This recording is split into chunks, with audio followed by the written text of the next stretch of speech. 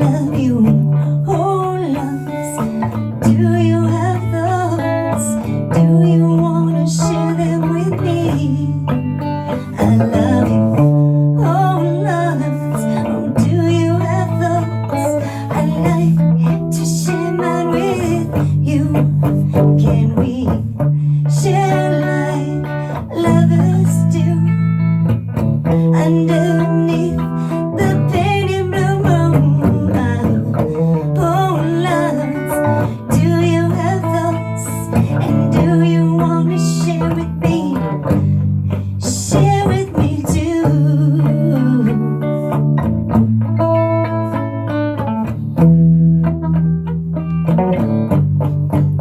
I love you, oh loves. Do you have thoughts? And do you wanna share them with me? 'Cause I've got dreams to share with you. Come and let's share some fantasies. I love you, oh loves. Do you have thoughts? And do you wanna share them with me? I love you, oh loves. Do you have thoughts? I wanna share mine with you. Please share me with you too. I wanna be with you. I love you, oh loves.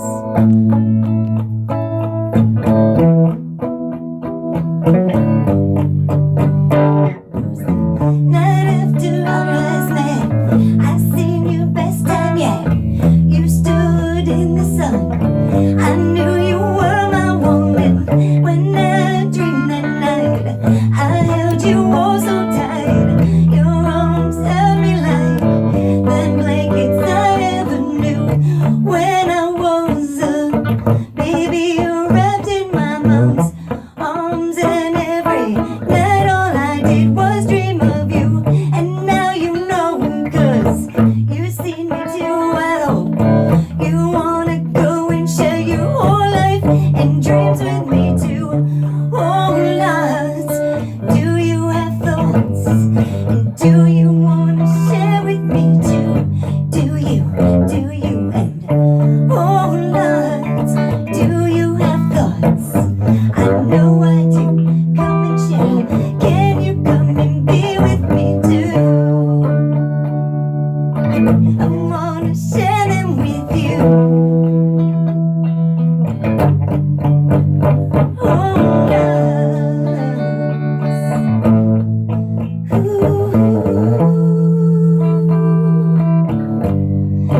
share with me too.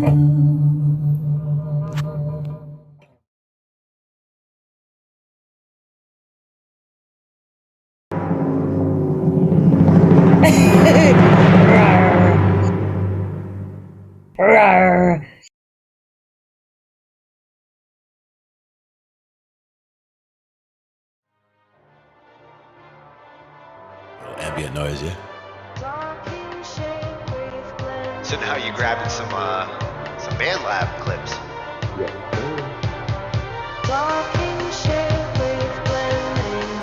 Now for me that would also be something where I would use like volume automation and like bring that from the bottom, like bring it in and then bring it back out. Kind of. And these are the kinds of sounds you can stretch.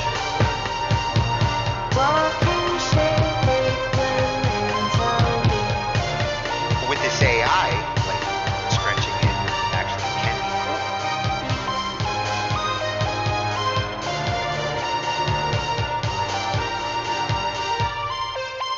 Oh, that was perfect for the interlude too. Ends it right in the right I spot. didn't even notice 40.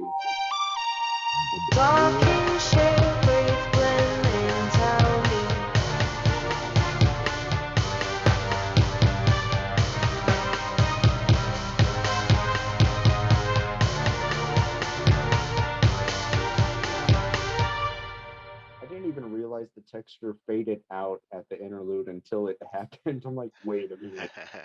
Sometimes you just, it was just meant to be that way. Oh, I love you whole Mm, lots. indeed. Do you have Especially thoughts? I do. Would you like to share them with me? Oh, definitely tonight. We are in for Mhm, a musical treat tonight. We're gonna get mhm. jazzy. Ah, yes. Looking at all kinds of jazz. Yeah, yeah. I was gonna do this last week, but seeing as it was Valentine's, I thought, Mhm. better to cover love songs. And Yeah, for this week, BandLab had two contests this month that were interesting. One was doing a love song, and the other is jazz revival. And right. I'm really seeing a jazz revival on BandLab with this contest. A lot of people are entering it and getting jazzy on the lab. I love it. Love to see it. Yeah, and we're going to be listening to some great examples and tunes tonight with some of these videos, all freshies. Like every one of these Mhm. channels tonight, new channels, and almost all of them are jazz exclusive channels. So they're really on the ball with this.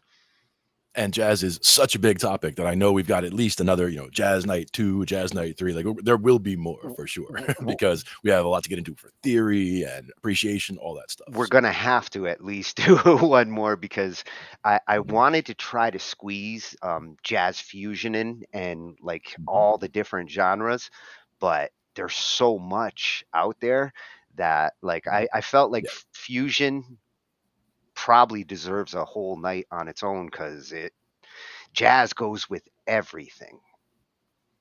exactly. You can jazz up anything. Yeah. So let's see what we've got lined up. We're gonna start with a little history on where jazz came from, and surprisingly, I mean, he goes back even earlier than I thought because they tend to say it's a 20th century style of music, but Mhm. it did actually start in the 1800s. And, Got to look at the roots. Yep. yep, yep. And this one's coming from Joe Frazier. Mhm. Down goes Frasier. Yeah, at Zur-Mella over on YouTube. He makes video about art and music and a lot of history going on his channel. Very cool. Then we're going to look at a little bit of a debate between different jazz musicians and what their feelings are, as to what jazz is because Mhm.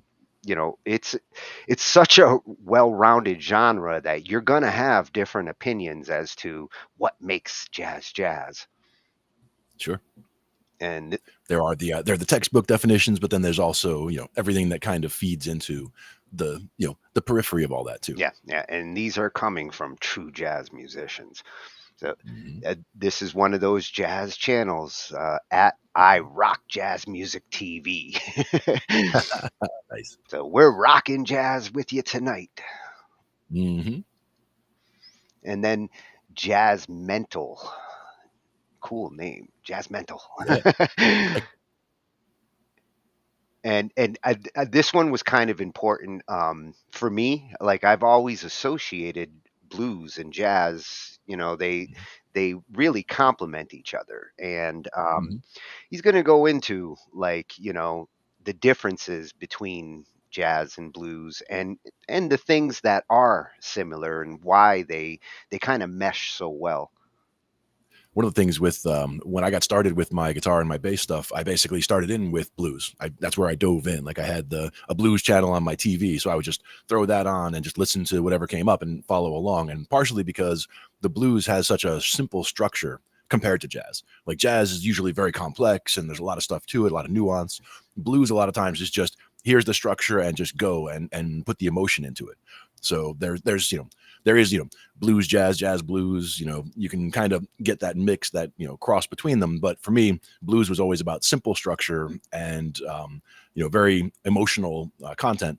And jazz also has tons of emotional content, but it's usually much more complex. Is the way I look at it. Yeah, and one thing he's going to kind of point out is that like you'll hear a lot of blues in jazz, but you don't necessarily hear a lot of jazz in blues.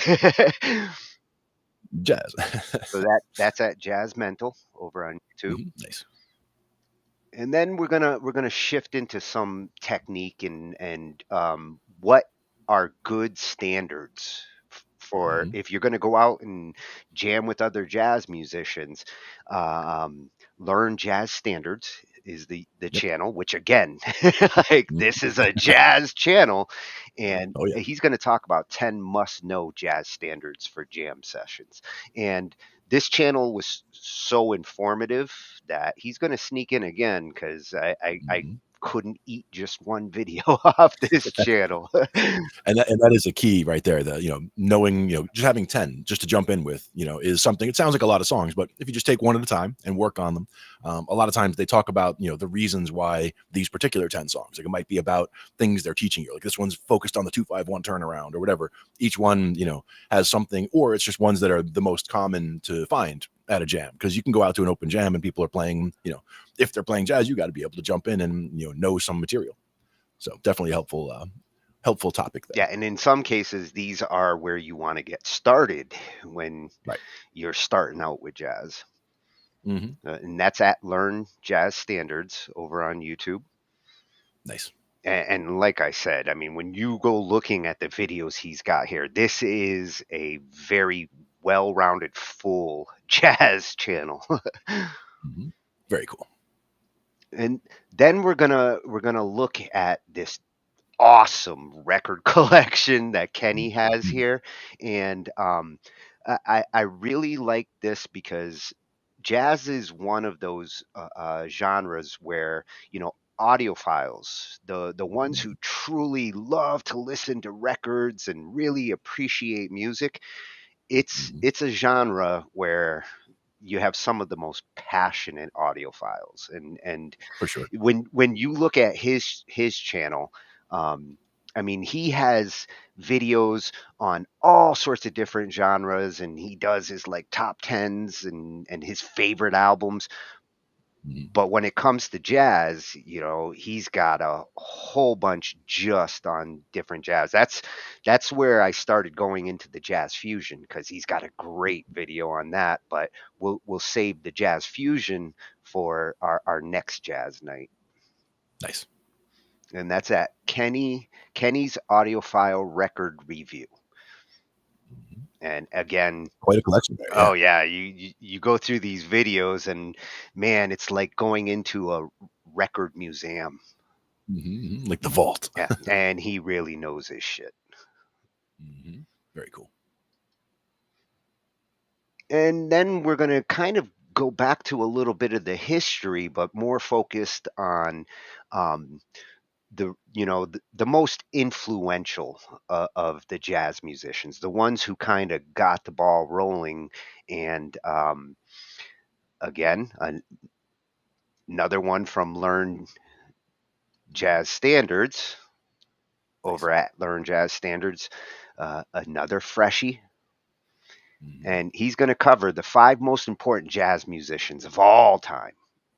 Mhm. And I'm sure that there might be a little debate amongst like jazz lovers as to one or two in there, but when it comes down to it, there's certain ones that for sure Mhm. there's no argument like they belong in this top 5. Sure. And for the last one, I could not resist. I love Igor Mhm. Stravinsky, huge Oh yeah. influence on me, and Rite of Spring is one of the most magnificent pieces. And come to find out as I was hunting through all these, that apparently jazz musicians love Stravinsky, and Mhm. there are a lot of variations of Rite of Spring that go jazz. And Mhm. wait till you hear like what Stravinsky can sound like. This is like going from classical to jazz, which that's a two very different types of genres. They don't really step on each other for the most part, but with Stravinsky, he was so experimental and wild with some of his composition that it fits really well with jazz. And I'm a big fan of anytime taking a piece of music and reimagining it in a different style. Whether it's taking a rock song and imagining it as a reggae song, or a classical song as a jazz song, or whatever. Just trying something completely different with it and seeing what you get, because in a lot of cases it comes out sounding completely new and unique. Yeah, yeah, and jazzifying a song is Mhm. a good exercise. Oh, for sure. and Also, knowing when not to also is a good exercise, because a yeah, lot of times people will get down that road where they start playing jazz and then all of a sudden everything they do is jazz, because they start trying to play rock. They're throwing all kinds of jazzy stuff in there because they're so used to it. Knowing when to turn it on and when to turn it off is important too. yep, yep. And this is a new composer channel that I came across, at D Bruce, Mhm. David Bruce composer, and Mhm. he's going to finish us off with why jazz musicians love Stravinsky. Nice. That's a great lineup for tonight. I love it.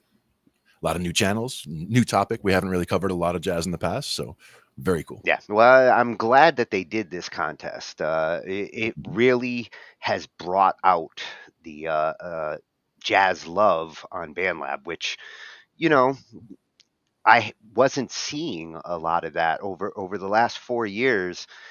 The lab, you have certain genres that dominate, and jazz Mhm. kind of hides in the back. And this has helped to like kind of bring it back up. It really has brought a revival. Mhm. Nice. So Jazz revival. So this is a briefish history Brief.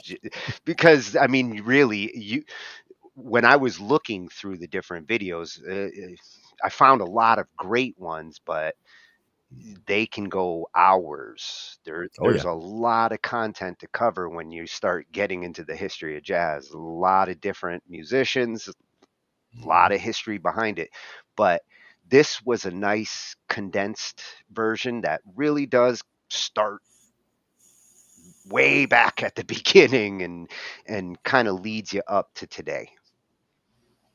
Nice. That's the one that's from at Zur-Mela over on Okay. YouTube. Mhm. And I'm going to be going back there because he talks about Tchaikovsky, Ravel. So also a classical lover. Nice. Not A good surprised. mix. A good mix. And now a brief history of jazz. Yes, let's get some history in.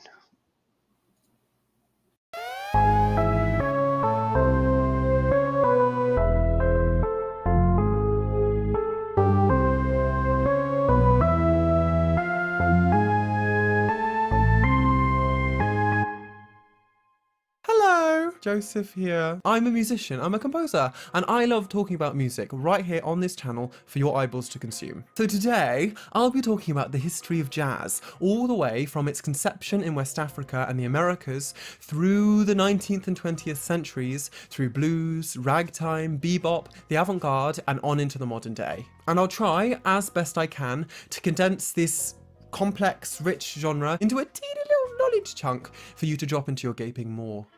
This won't be a massively theory-heavy video, so if you don't know anything about music theory or jazz theory or basically any other theory, that's fine, because I don't either.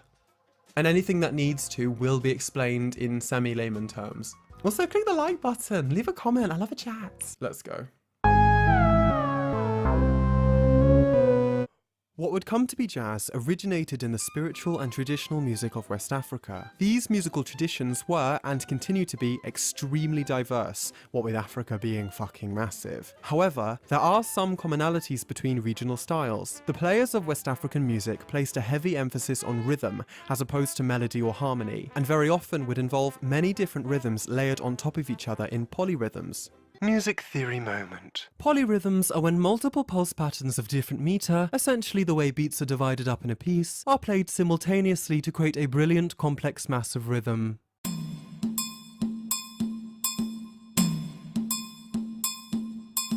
Music theory moment. Musicians also made heavy use of a technique called call and response, where, quite literally, a group of musicians would play a phrase, the call, and another group would play a similar phrase back. The response. West African music differed from European ideas in that it was less interested in finding a way to mesh different sounds and voices together harmoniously, and was more interested in having each player experience their own musical journey, developing their own themes and rhythms in search of self-expression. Due to its rhythmic nature, West African musicians developed a great deal of drums, shakers, and other percussive tools, alongside plenty of melodic instruments. A popular Senegalese and Gambian instrument was the kora, which is like a cross between a harp and a lute and has 21 strings. Another, more infamous West African instrument is the djembe drum, and anybody who studied GCSE music in Britain will understand why that drum has given me PTSD.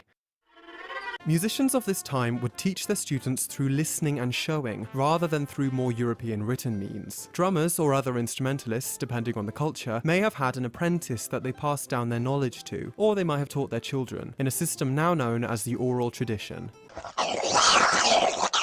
This method makes it such that it can be very hard to capture traditional African drumming in standard Western notation, as any tiny nuances in rhythm would get lost in the rigid, standardized staff. Unfortunately, this also means that a lot of the musical heritage from countries like the Gambia, Senegal, Mali, and many others have been lost or eradicated over time, due to the destructive nature of European colonialism that would soon come to scourge the region. The Atlantic slave trade absolutely decimated communities in West Africa, and European colonialism would bring genocide and ruin to people across the rest of the continent. Millions of people were taken from their homes and sent halfway across the world to a place they knew nothing of. Many more millions were dominated or enslaved in the lands they once called home. The horror of colonialism from countries like Portugal, Belgium, Spain, and my own home country of the UK would leave a wound on the world, and it was from this wound that a deep cultural mourning sprung, a mourning that would seep into every facet of music in the Americas from then on.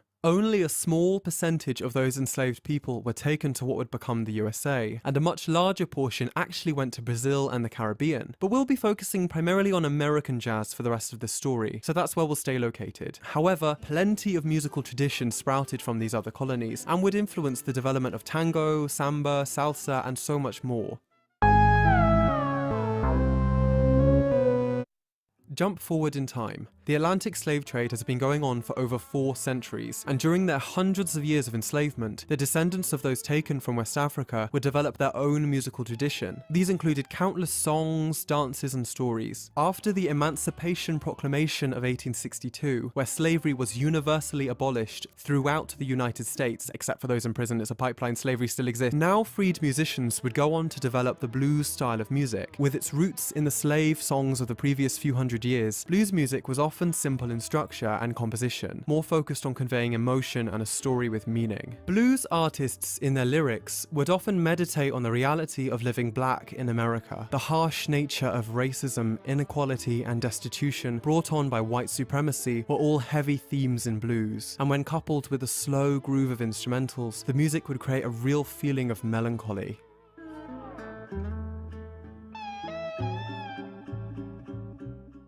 Ragtime was a very popular style of music which appeared in the 1890s and very quickly took over dance halls all throughout the States. In contrast to the subdued blues, ragtime was loud and big and colourful. The style, which was mostly played on pianos, adopted vibrant harmony and utilised crazy syncopated rhythms. Music theory moment. Syncopation is when multiple rhythms of different nature overlap to create an offbeat pulse.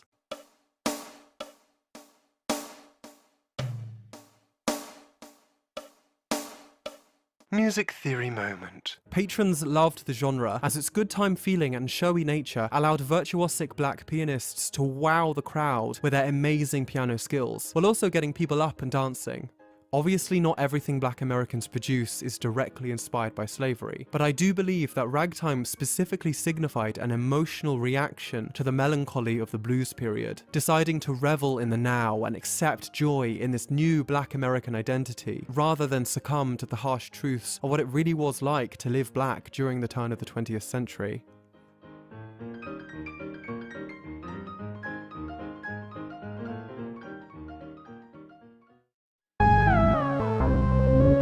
The Jazz Age was a period in the 20s and 30s where jazz rose to meteoric popularity. The genre had become almost completely ubiquitous. It was played everywhere. Coffee houses, great big theatres, bars, restaurants, even classical musicians like Ravel and Shostakovich were beginning to take inspiration from jazz and would incorporate some of its elements into their own music. In this period, jazz musicians would come to fully realize the core elements of the genre, basing jazz off the principles of improvisation, syncopation, and musical liberty. As a response to the somewhat constricted ragtime instrumentals, which was generally only played on the piano, jazz musicians began to include more and more instrumentalists, forming huge bands up to the size of a small orchestra. Ironically, prohibition, the banning of alcohol, in the USA around this time actually fueled jazz's growing success. Jazz would be played in speakeasies all across the country, associating the genre with a sense of counterculturalism and rebelliousness, which only heightened its notoriety. The early 20th century was a period of fast growth for music. America was coming into total cultural dominance in the West, and audiences were looking to be stretched by newer and newer sounds. Jazz provided this stretch, and audiences ate it up. Swing was an immensely popular style of jazz around this time. Developing out of dance orchestra of the 1920s, swing would reach its height of popularity in the 30s and the 40s. Swing was characterized by skipping rhythms and a defining use of call and response, harkening all the way back to the West African spirituals that birthed the genre. Unfortunately, due to the nature of racial segregation in America at the time, many black artists whose very ancestry was intertwined with jazz were banned from performing in white jazz bands or attending white theatres or venues. Nonetheless, black jazz musicians like Duke Ellington, Louis Armstrong, is it Louis or Louis? I don't know. King Oliver and the legendary Mary Lou Williams, icon, would continue to drive the style upward into greater heights of popularity.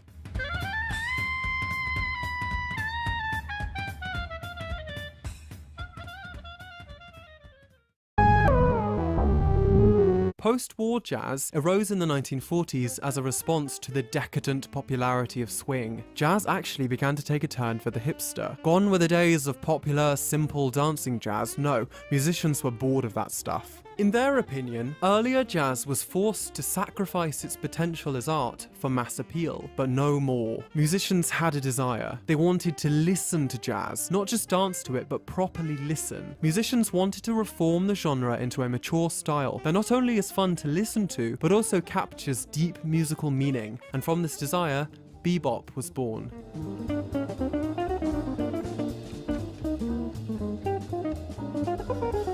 Bebop was characterized by fast tempos, too fast to dance to, crazy, virtuosic improvisation, bright, colorful harmony, and explosive drums. Bebop got its very name from the nonsensical syllables of improvised scat singing. Bebop, bebop, bop, boop. And through bebop, improvisational techniques of the earlier jazz age developed into immensely complicated patterns of bass lines, melodies, and accompaniment. Improvisation was utterly baked into the fabric of bebop. Very often, musicians would take a short melody or theme from the earlier jazz age or from Broadway, and from that short theme, they would grow new and exciting material through free improvisation. Maybe as an homage to the jazz age that came prior, or maybe as a fuck you, look how I can steal your work and still produce something a billion times more creative. Who knows? It was probably the fuck you, I know how people are. This period began a lull in mass appeal for the genre. Jazz was transforming and maturing into its own fully fledged art, and musicians were becoming less and less interested in being commercially successful. This meant that other genres like rock, itself born from blues, would come to dominate the musical landscape, and jazz would take a step back, happy to take a more mature route through the 20th century.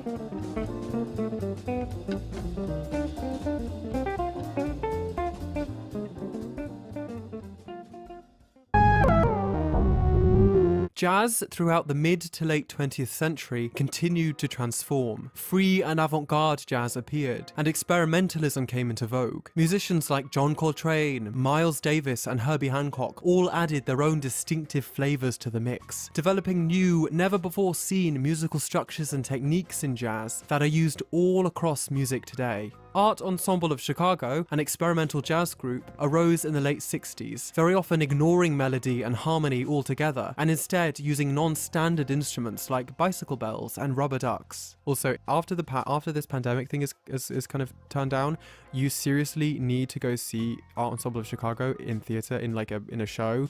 I went to go see them in the Barbican, and it was probably the best music show I have ever been to in my entire life. Jazz artists today are constantly finding new and exciting ways to reanimate and advance the genre, combining jazz standards with rock, hip-hop, folk, even Western classical. Musicians like Ashley Henry, Maria Chiaro Argiro, Joel Ross, and so many others are all contributing to the genre in their own unique and genius ways, in far too many directions for me to adequately talk about all of them in this video. Also, some of the music videos are a trip.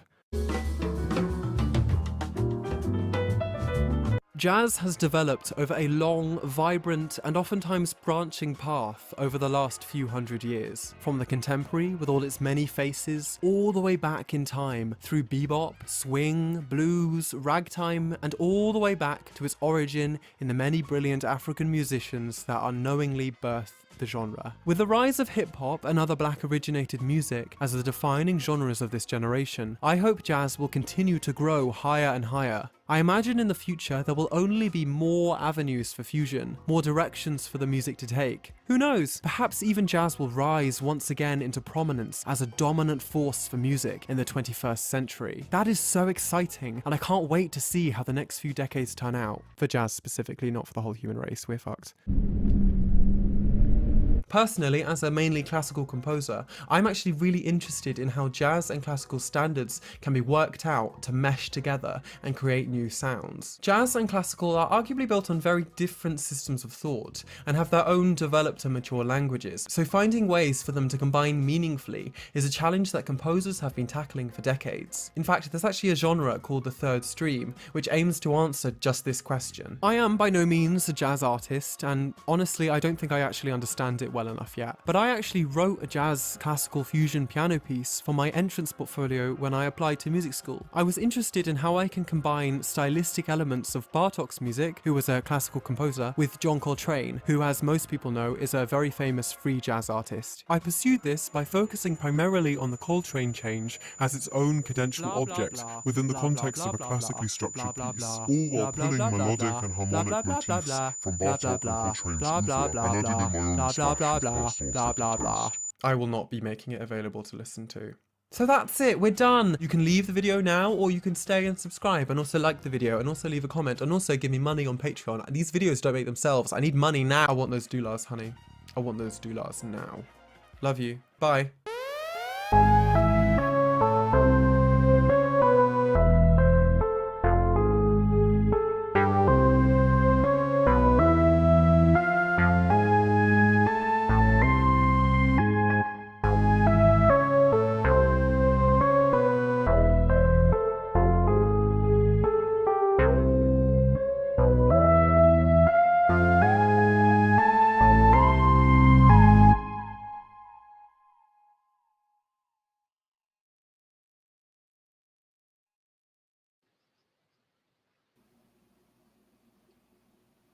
Oh, and we did stay and subscribe at Zur-Mella Indeed. on YouTube.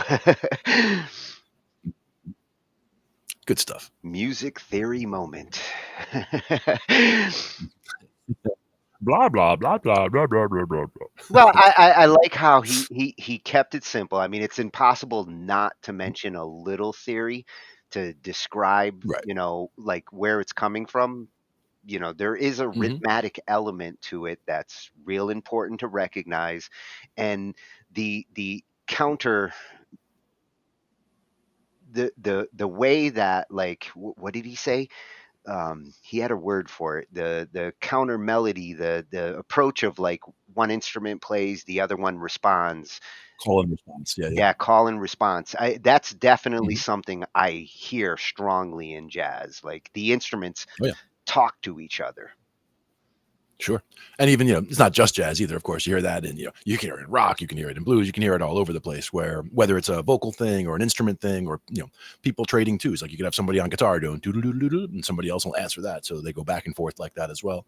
It does make music more of a conversation when it's done that way. Yeah, well, it's a very strong element in jazz, more so than most other genres. You kind of hear the instruments like blend together, and once in a while you'll get that little solo moment where they throw the lead around, but with jazz, it's almost a constant. Yeah, baked in. And interesting to see how it evolved through the 20s, the roaring 20s, and that like whole band sound really was kicking in, and then the shift into bebop in the 30s, and going into the kind of jazz that we know nowadays, the modern jazz. hmm Yep. Lots of options. I mean, jazz is a huge category, so you could easily spend weeks and just get lost in there, finding all kinds of new stuff. Well, I like some of the modern ones he mentioned. Mhm. It is good to see like these modern pioneers kind of taking it into the 21st century. And I do think that there's going to be a big revival. Like, Sure. it's not just Band Lab that's reviving it. I think as we see, certain genres starting to get a little stale, like hip hop, they've kind of tried everything at this point, and hmm going back to certain things like jazz and funk have helped to breathe new life into it. hmm And in those particular choices, jazz and funk, that's a good option. Funk being a lot of times it could just be funk in E. The whole song is just in E, so it's nothing complicated at all. And then you got the other side, jazz, where we're changing every half a measure and putting in all kinds of weird stuff. But kind of two different sides, but you get a lot of stuff in there. I also love the mention of ragtime, for example, Yeah, as one of those. Like the Maple Leaf Rag was always one of my favorites. same here. The syncopation is just amazing in that style for sure. Yeah, when it comes to piano, that's the one that I really want to get good at. Yep, and that's a great one to get your chops going, because It, if you can do that, you can do almost everything else. it's a hard one. If I can do that, everything else gets easy. Yeah. And a lot of times it's just a matter of breaking the hands down. Like, okay, here's what the left hand is doing, and you get that going, get that around a few times, and then, okay, this is what the right hand's doing, and then you try to put them together, even if you have to bring it down to a quarter of the speed that you would normally do it, just to get the mechanics of everything locked together, timing wise, and then you can start speeding back up. Yeah, even if I have to break my hands doing it. Yeah, yeah. Gotta do what you gotta do. And another genre that actually you see a lot of jazz elements, progressive metal. Progressive metal, Sure. like since the 90s, as it's gotten more and more progressive and more experimental, you hmm you hear a lot of the jazz elements finding their way into that. Oh yeah, absolutely. And again, with the speed at which they play, they can't just play the same two notes all day. So they need to figure out what to play, and that's where jazz becomes a really enticing target, because it does sound very cool. And you throw it in with the effects that you have in metal and the speed at which you are playing metal, and you throw some jazz in there. Now you're really expert, I, because now you can do that too. I would bet you that it's the drummers that are the ones kind of bringing the jazz into metal like that, because jazz drums are some of the most complex, the most advanced drumming that you can do. And a lot of the like progressive metal drummers are trying to like break new grounds. And chances are a lot of them probably started as jazz drummers and got into a metal band. Sure. I mean, that's one of those things that, if you were, in high school, you're going to probably find, classes where you could get into a jazz band in school, whereas there might not be a metal band, in school. I mean, you're going to make a metal band with your friends, but, Yeah. as far as school activity, jazz is one of those things that you can find, at that stage. Oh, And a lot of people don't appreciate it fully when they start getting into it, but it grows on you, especially as you get older for some reason.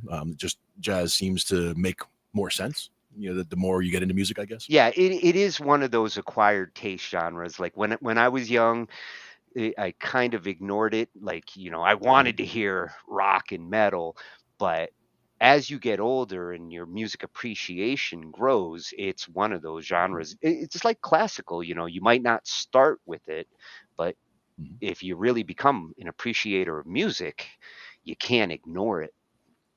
Yeah. And for me, classical was always about piano. We were a very piano heavy household. So when I was a baby, there was always piano music playing in the house, because my dad was always playing the piano.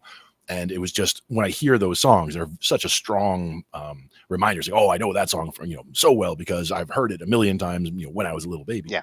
Yeah. And, learned piano after that. And, classical is something that I went into, but I never really sought it out to listen to that much. I have maybe 2 or 3 different CDs of classical, but, most of my collection is, rock and, blues and all that kind of stuff. Actually, my CD collection was surprisingly mainly classical. Like if I was going to Mhm, actually buy CDs, I went mhm. nuts on the classical at the CBS record club. I kept getting 12 Oh, free, and I oh man. covered everything I could in classical. Mhm. Yeah, with me, it was just the one was like Chopin piano pieces, like something like that. And I just every single song just brings me back. So like throwing those in, if I ever want to just relax and whatever, I can just throw in one of those and really just relax to it. But for the most part, if I'm selecting music, I'm usually selecting something that's rock or jam band or blues or whatever, Well, funk. and a lot of the jam bands you listen to, like the Dead and Fish, they Mhm. they have a lot of improv that reminds me a lot of jazz in a lot of cases.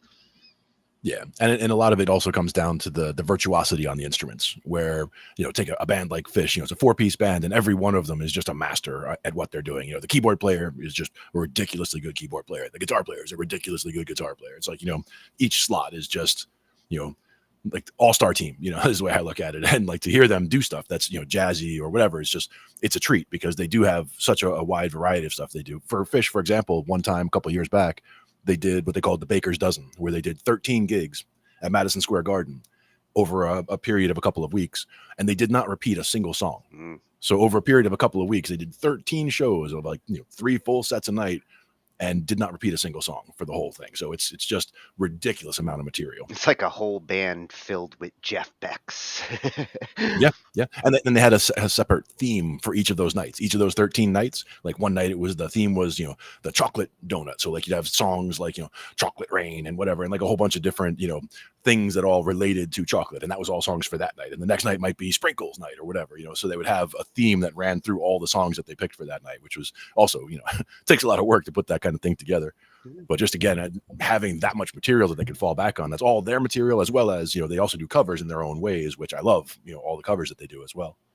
That's what chocolate sounds like. Yep, So exactly. that was at Zur-Mela over on YouTube. Mhm. Awesome. Nice condensed history of jazz there. I really loved seeing like him start at the very beginning of the influence, and Yep. knowing how it grew from those roots into what we saw in the 20th century. And again, there's so many that you could deep dive on any of the artists or any of the periods and spend hours just in that one spot. So good to get an overall view, and then you can always go back and drill it down onto any of those individual Oh, points. I plan on Oh yeah. it. So now we're gonna see some jazz musicians give their opinions on what they think jazz is. This one comes from at I Rock Jazz Music TV, full blown jazz channel. Like you want to soak up Nice. your jazz, this is one of the channels to go to.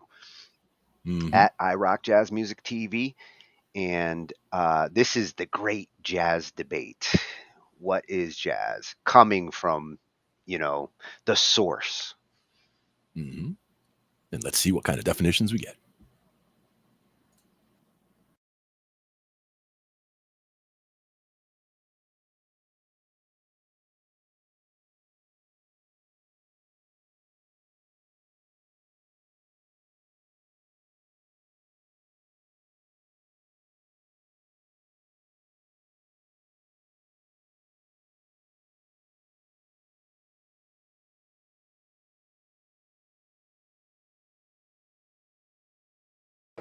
That is the question that no one has the real answer to. I guess it's a jazz could be a state of mind. It could be, you know, a musical adjective, or some may say it's a noun. They think jazz is this thing. Uh, I don't know. I think jazz is kind of like hip hop. I think jazz is a state of mind. It's freedom, you know, it's freedom of music. I don't think necessarily you can define it by saying it's totally improvisational, because then you have like, okay, what happens when you have a jazz singer and you just play the song and there's no solos, and you're just strictly playing the song and the jazz singer is just singing the lyrics. Then if you just have that, is it not jazz because there's not a solo? You know, and because you're just playing the changes, there's not really much embellishment. You know, if you embellish the changes a little bit, is it jazz? Because you can embellish the changes on the R&B tune a little bit. So is it now not R&B? Is it jazz? You know, there's so many different things, ways to look at it. Jazz is life. It's every day. It's everything that you do, everything that you wish to do, everything you dream, everything that you are, everything that you inspire to be, the people that you meet. All of that is in jazz because that's what influences you and that's what influences the music. So jazz is never one thing, it's everything. If I had to describe to someone what is jazz, I would probably do it in the words that the great John Lewis once told me in a conversation I had with him. He said, first of all, jazz have to always have the suggestion of swing in it, the swing rhythm. It doesn't have to exactly be swing all the time, but it has to have the suggestion of swing. Number two, it has to have the element of syncopation in it, the element of surprise. And thirdly, it has to always possess the element of the blues. What is jazz? I mean, we say it's America's gift and the art form, but jazz is you find jazz in all music. It's just improvisation, it's creativity, it's expression, those things. That's very important because it's not regimented. You have the freedom to create what comes through you. And there are not many opportunities that we get that we can just express what we feel. Jazz is not at all unlike America itself, where you have different communities, you have many different people, and they all come together to make it what it is and to give it that unique flavor. And that's how jazz is. We have different people from different areas and they all bring something different and something special. And to me, the greatest jazz occurs when you have individuals who are very different and not at all similar, like, for example, Dizzy Gillespie and Charlie Parker and Thelonious Monk and Max Roach, and Charles Mingus, completely different egos, attitudes, and they come together, they find the common ground, and it's happening. I will define jazz as the language of the spirit. The closest thing to the heart, jazz. Something that comes from inside you, but don't have any language, words, but connect all of us together in the world. Well, I don't call it anything, I just call it music. And so if I'm listening to Miles Davis, I'm listening to Miles Davis's music. It doesn't need another name other than that's Miles Davis's music. And it comes right from Miles Davis. It's his concept. He's put the band together. You know what I'm saying? And so, you know, that's why I have a problem with definition, you know, because it mixes people up. It just mixes them up so much. So I don't know how to answer that. If I'd have to call it anything, I'd call it the blues, because that's the essence of this music, is the blues. It's gospel. You hear the blues in gospel, you hear the blues in everything. So that's the grandfather of all of this music. You know, there's so many people that I meet, they're like, oh, well, I'm not really into jazz because I don't really understand it. Or, you know, I was on a flight once, and it was a flight. I think it was either a flight to LA or to Sydney. I was going to Sydney, but we were flying to LA first. And I said that, she was like, so what do you do? I'm like, well, because you look different. What do you do? I was like, she's like, you look like a musician. I was like, yeah, I play music. So what do you play? I play, you know, a bunch of different styles, you know, jazz, etc. So jazz, and she stopped on jazz, and she was like, so, you know, I don't really understand jazz. I said, what's not to understand? She said, I don't know. I went to this show once, and these guys were there, and they were playing, and they played a song, kind of, and then they went on to do this thing, and then they didn't say anything. We didn't know what was going on, and then they walked off the stage. I was like, well, that's not what jazz is. I was like, tell me your favorite song. I was like, sing me your favorite song. She started singing it to me. I was like, okay. Now, just change it a little bit. Change the rhythm of it. Change a couple of the notes of the melody. You know, just embellish the song. And she started doing that, and I would go back and forth with her on it.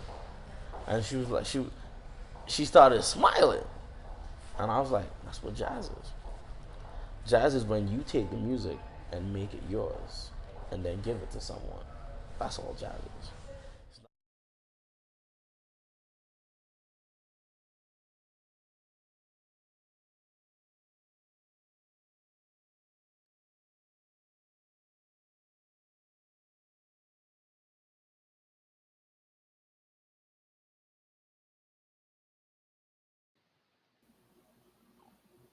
That's some really beautiful descriptions that they gave there Yeah, for what they felt absolutely. jazz was. And not just, not just the dictionary says jazz is blah blah blah, but it was, what does jazz mean to you? That's the important part there. Yeah. Yeah. I mean, you see some common themes like when they start talking about syncopation and, the rhythmatic approach. That's something that I think they all agree on. But then you And the start, fact that the blues is kind of baked in. Yep. well, yeah, like he said, the grandfather of jazz is blues, and I think that would be one that most would agree as well. Like what we saw in the last video, it started with this foundation and changed into its own genre. Yep. And exploded.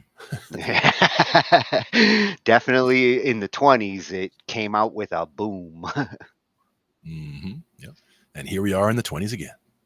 Yeah, that was some heartfelt descriptions of what is jazz at I Rock Jazz Music TV, full blown jazz channel.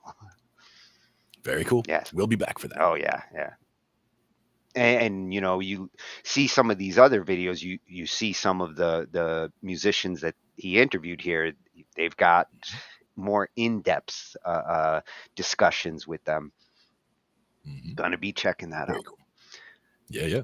And since they mentioned jazz, blues and jazz, and blues being the grandfather of jazz, I'm glad I got this one in here because I really do want to understand like the differences and the similarities of blues and jazz and how one thing led to the other. Absolutely.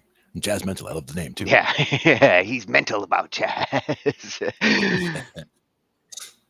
Indeed. Yeah, personal and professional development for jazz pianists. Learn techniques, theory, and history. The videos chock full of information, instructions, and I bet you there's some blues in there too. And that first one right there, play like a genius. I like it. Yeah. So he's going to show us what's the difference between jazz and blues. All right, let's check it out. What's the difference between jazz and blues? However you came up with that question, today we're going to try and tackle the answer. And it's been baffling humans for generations. Well, no, not really. There is a distinct difference between jazz and blues, and we're going to get into that in just a moment. Hey, it's Paul Toby here from jazzmental.com, and we're going to get started in just a second.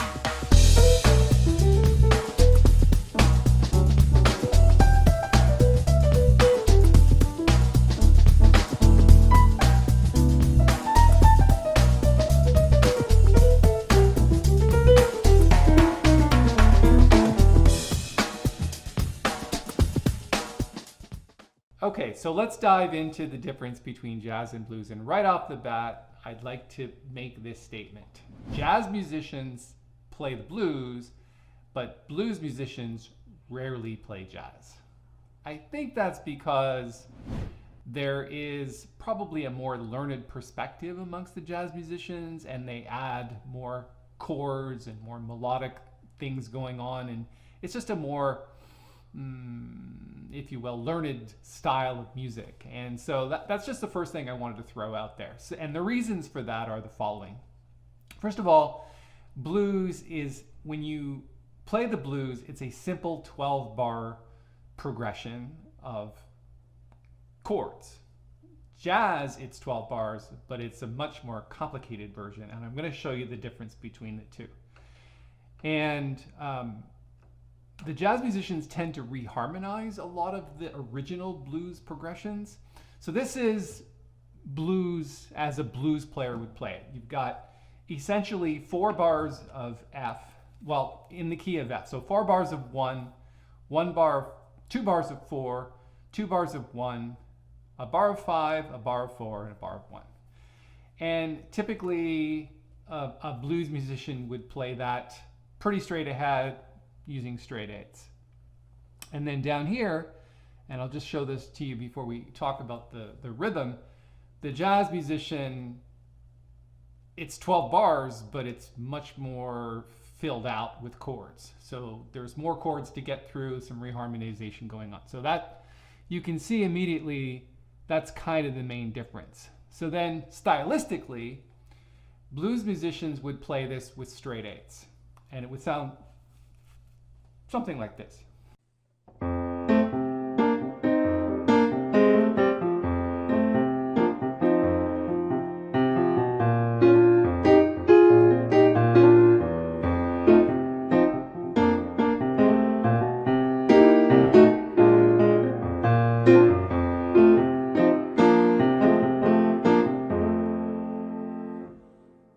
And the same 12 bars from the jazz perspective wouldn't necessarily be straight 8s. It'd be more like swing, just kind of like this.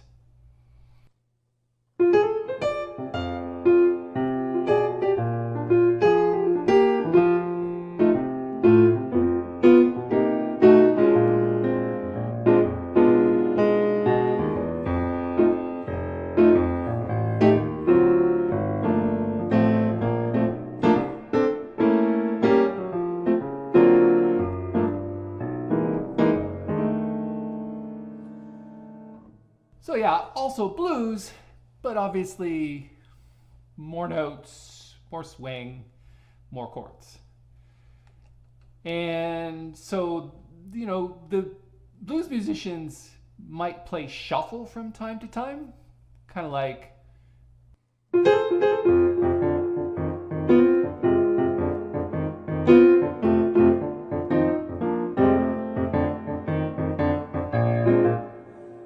So yeah, shuffle, but a swing player, again, swing is a very distinctive thing with the walking bass line.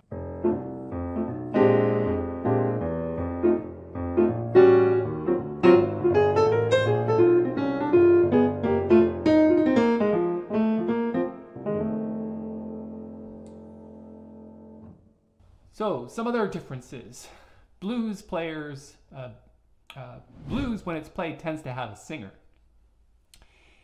And it's a very sultry kind of thing, very raspy blues, you know, like a feeling of mellowness, down and dirty. You get the idea. I think we all know what blues sounds like. But then on the jazz side, kind of lighter, and we don't really have lead singers for blues. If you look at jazz vocalists, blues is not one of those things that they tackle very often. So blues has more singers, jazz a lot less, even if they're playing the blues. So what is the most prominent instrument in blues? I think you guessed it. It's absolutely the guitar, and it's electric, and it's pounding, and it's throttled down, pedal to the metal, electric guitar. Many different sounds of electric guitar, of course, and each style is kind of their own. In jazz, the lead instrument can be anything. Piano, saxophone, could even be the guitar, acoustic guitar, could be trumpet, trombone, again, I mean, you have your choice. So in jazz, like a jazz musician who's an instrumentalist can play the blues, but it would be from a more jazz perspective. Okay, so let's talk about key signatures. And this is an interesting one because if you go to a blues jam session and you go to a jazz jam session and you call a blues, the key signatures that those instruments are going to, that those musicians are going to play them in is very different. For example, a blues jam session tends to be more guitar-based keys, like sharp keys, like A, D, E, even C, which isn't really a sharp key, but it's kind of somewhere in the middle. Whereas jazz musicians prefer more flat keys because it works for all of the instruments, because each instrument, of course, has its own tonal center, like the E-flat alto saxophone or the B-flat tenor saxophone or the B-flat trumpet. So there's this tonal center that tends to be more flat keys in jazz, like F, B-flat, E-flat, and sometimes C, which is, like I said, somewhere in the middle. So for example, a blues musician would be playing straight eights in the key of A.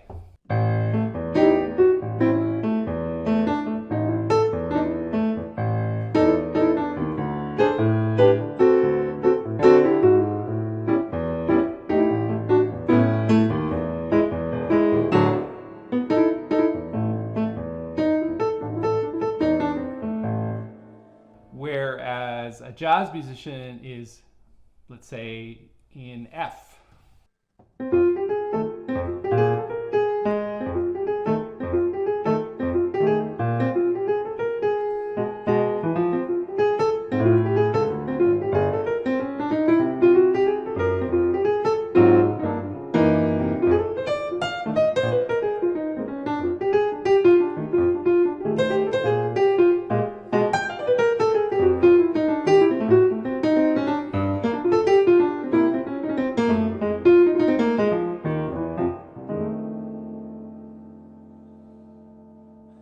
So, okay, I think you kind of get the difference. At least that's what I'm trying to explain. So the main things are sharp keys for blues, flat keys for jazz. Straight eights for blues, more drum bass driving rhythms that are straight eights. Straight eights meaning there's no sort of backbeat, whereas jazz is like on the and of the beat, and that is the swing, where swing comes from.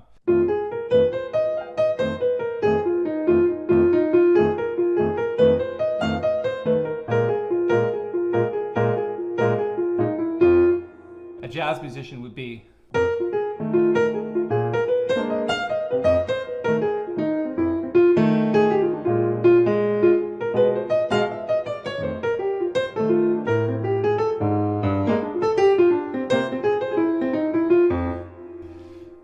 again, I think, you know, that's really the main difference, is that sort of swing feel versus straight eighth feel. And we talked about singers being more prominent in blues than in jazz. And we also talked about, obviously, the more chords there are in jazz than in blues. They're adding more chords, they're doing chromatic substitutions, tritone substitutions, they're just adding a lot more sort of dissonant tonality to the entire piece. Hey, I really hope you enjoyed this video. There's more videos just like this one over on jazzmental.com. If you haven't been there yet, on the homepage, there's a place where you can subscribe for notifications on lessons and workshops and masterclasses to come. So get on that list and you'll be notified. If you like this video, give it a thumbs up and subscribe to this new channel here on YouTube, as we're making continuous new videos just like this one. We hope you enjoy this one and everyone else to come soon. So my name is Paul Toby. Thanks for listening. Have a great day. No, we give it 2 thumbs up. Four thumbs up. Yes, I did like and I did subscribe. I'm so glad, like, you know, these new channels, gonna get a lot of mileage out of them. Oh yeah. And even just the those examples that he was giving were very concise. They, weren't super flashy. They just give you the essence of what was making this different than that, and it really was a good example, especially with the swing feel there. That's what I was gonna say. He really helped clear up to me where the swing comes in with the jazz side. When you hear like the blues, and then you hear the same thing with a jazz variation, the swing starts to become real obvious. Yeah, and I hadn't realized about the keys. The more sharp keys in one and more flat keys in the other. It just hadn't occurred to me really. Yeah, But it makes perfect sense. that was another new one for me. Like, wow, they have a preference on the flat side with the jazz, and do you think that's maybe because of the style and what you have to do with jazz, or Part of it is the tuning, actually. Part of it is like horns would be tuned into B flat standard, so that oh, of they're course. already on that side. So that made sense. And they were saying that the blues is more the guitar focused. So being on the sharp side. I mean, it's not that you have to be on the sharp side for the guitar side, but it just, I guess, is more of a convention where people are accustomed to playing more, E, A, D, G, like those are, the open strings on a guitar, the first four. So that also makes a lot of sense to be using those kinds of keys. I hadn't even thought about the brass element there, and B flat, definitely certain ones like prefer that kind of key.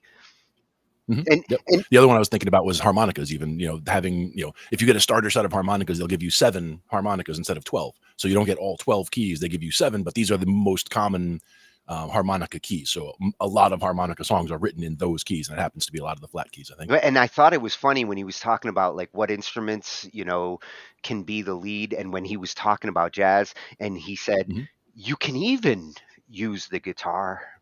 Like it isn't as typical. Like in jazz, the guitar kind of takes a back seat to a lot of the other instruments, whereas in blues, the guitar a lot of times is the blues. One place I would go with for jazz guitar would be like somebody like Joe Pass. If you look up Joe Pass sometime, he's a lefty guitarist who's just a phenomenal guy, and looking at some of that stuff, and you'll see some crazy guitar licks up in there. Hey, those lefties sometimes are the best guitarists out there. But very good stuff there from Jazz Piano Tutorials. Yes. And that was one of the two, right? Jazz Mental? At Jazz Mental, MENTL, over on YouTube, and very glad I found that channel. Absolutely, me too. It's going to help me with getting my jazz on the piano side. Like listening to him as he was playing, that is a style that I want to incorporate. And even just those little examples, like I said, were quite approachable. Like, we don't have to have major piano chops in order to sit down and actually work those little bits out that he just did there and be able to make those kinds of runs yourself. Yeah. And start going down that road where, this, getting that feel under your hands, and then you start to work on it from there. And then we're going to probably talk about some songs that should be good standards to know so that you can go run a session and things like that. Yeah. Yeah. Well, and speaking of, he mentioned, being in a jazz session. That's what our next video is about. Oh yeah. And again, a channel that is jazz centric. This one's coming from at Learn Jazz Standards, and that's what we're actually going to be talking about here is 10 must-know jazz standards for jam sessions. So if you're going to get out there and jam with some other jazz musicians, these are going to be like some good must-know techniques. Absolutely. And let's see what like I mentioned, like I could not eat just one video from this channel because it's so full of jazz information that he'll be coming back for an encore. Nice. In the meantime, let's check out the 10 standards that you must know for jam sessions. Jazz standards that are so commonly called at jam sessions that you cannot get away with not knowing them. So today I'm going to go over 10 jazz standards from beginner to advanced coming up. What's up, Brent here from Learn Jazz Standards, where we help musicians just like you learn how to play jazz, all while shortening the learning curve no matter what instrument you play. Here on the channel, we do jazz theory tips, we do jazz improv tips, as well as jazz standards tutorials like in today's video. So make sure you subscribe and hit the bell notification button so you never miss out on anything going on. Now, one of the main reasons people are afraid to go to jazz jam sessions or even just play with a friend is just not knowing jazz standards. So my goal in today's video is to help you know 10 jazz standards that are really common. No matter where you live, at some point they're going to be called. So these are absolutely non-negotiable, have to know these tunes. So really pay attention here. We're going to go from beginner, so more easy, to more advanced, a little bit more complicated of jazz standards in that order. And make sure you stick around to the very end because I'm going to share with you an important resource for learning jazz standards the right way so that you never forget them and you can feel very confident playing over these 10 jazz standards. So without further ado, let's do this. The first jazz standard is Autumn Leaves.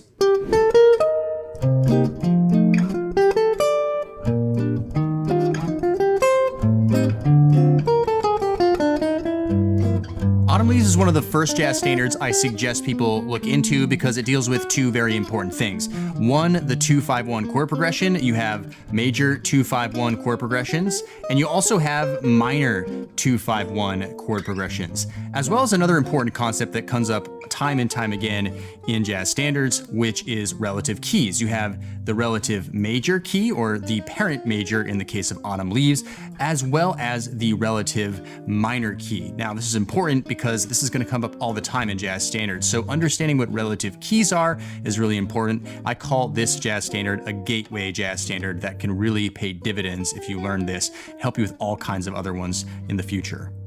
The second jazz standard is called So What by Miles Davis.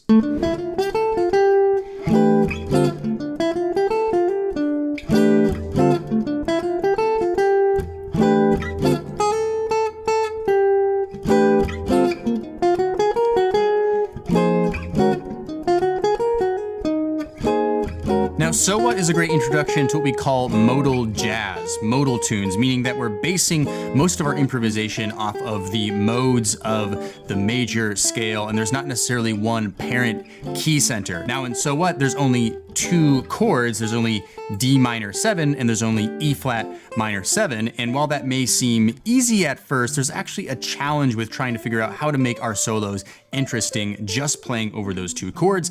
Nevertheless, this is one tune that is fairly easy to play and a great one to introduce ourselves into modal jazz, which will come up in other standards as well. The third jazz standard is called Blue Bossa.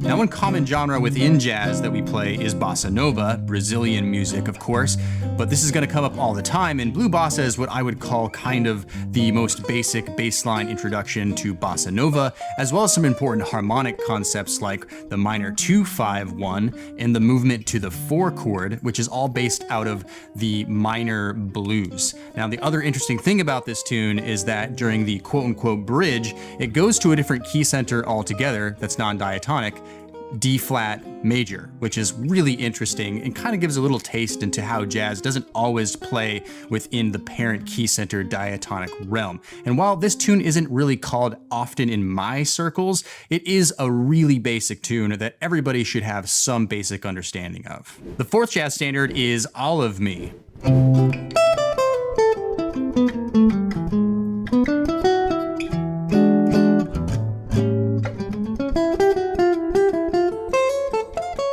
All of Me is where things start getting just a little bit more complicated. See, we start in C major, but then we go to this strange E7. Now, this E7 can be analyzed a bunch of different ways. I like to think of it as the 2 dominant 7 in D minor because of some of the other chords like tonicizing the D minor right here with the A7, which is a really important concept within jazz called secondary dominance. So this introduction to secondary dominance and turning diatonic chords like the 3 chord into dominant 7th chords is something that's going to come up in jazz standards all the time. So All of Me, one of these tunes where it's going to be called so often that if you don't know this one, you're going to be sitting out quite a bit.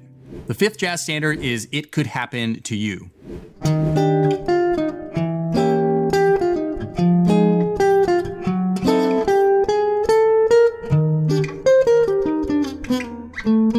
Now, It Could Happen to You takes everything up to the next level in the secondary dominant realm. We start in E flat major, which is the parent key center, and then we have a diatonic chord like F minor 7. However, it's being tonicized by taking a minor 2-5-1 and targeting that F minor 7. So this happens quite a bit. For example, we have a 2-5 of 3 here in bar 4 that doesn't resolve, but that is something else that happens as well, is non-resolutions to key centers that are actually trying to be tonicized. So a lot of interesting things there, as well as some modal modulation, like borrowing from the 4 minor key instead of the major key. So It Could Happen to You is one that will come up a lot. It's also a really infectious and fun song to improvise over. The 6th jazz standard is Just Friends.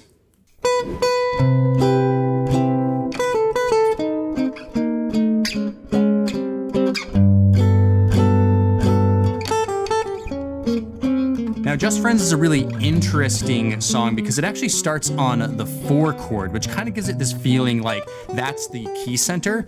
But then we go into a C minor, as if we're borrowing from the parallel minor. It's a 2-5, C minor 7 to F7, but it actually resolves to the 1 chord in bar 5, G major 7 being the parent key center. Now, it's also a really interesting introduction to what we call chromatic 2-5s, or also we like to call them sidestep 2-5s. Basically, instead of just landing right on the 2 chord here, A minor 7, we're actually sidestepping it with a B flat minor 7 to E flat 7, and then landing on the A minor 7. So this is something that also happens quite a bit in jazz, taking Just Friends up a little bit of level on the advanced scale. The 7th jazz standard is Days of Wine and Roses.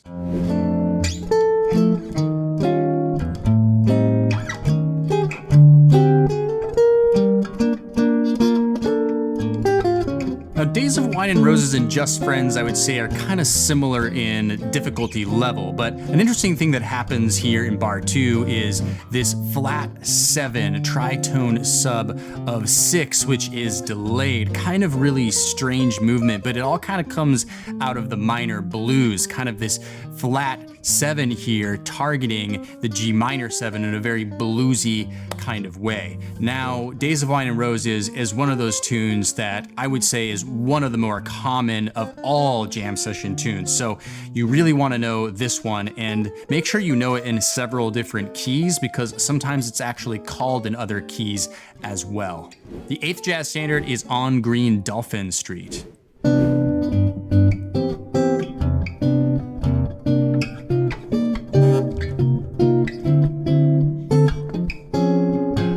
Dolphin Street is a little bit more complicated to solo over because you have these 2 chords where you have the 1 major 7th chord following the C minor 7, so a trip to the parallel minor, hanging out for just 2 bars each. So it's kind of interesting to try to find ideas over stagnant chords like that. And then you have this interesting thing where you have a D7 and a D flat major 7 and a C major 7 as a turnaround. So that D flat major 7, which is the flat 2 major 7, is actually something that you will see come up in jazz standards as well. Sometimes it's actually even fun to end a tune on the flat 2 major 7, which is kind of a cool, interesting tip. Now, this is also a tune that changes the key center. So during the bridge, we actually go to E flat major, which is particularly nice. And then there's some really interesting kind of turnarounds getting out at the end of the tune with the B minor 7 flat 5, E7, A minor 7, a walk down in the bass to the F sharp minor 7 flat 5 and the B7 flat 9. So just all in general, really interesting tune, a little bit more difficult, but also really commonly called. The 9th jazz standard is All the Things You Are.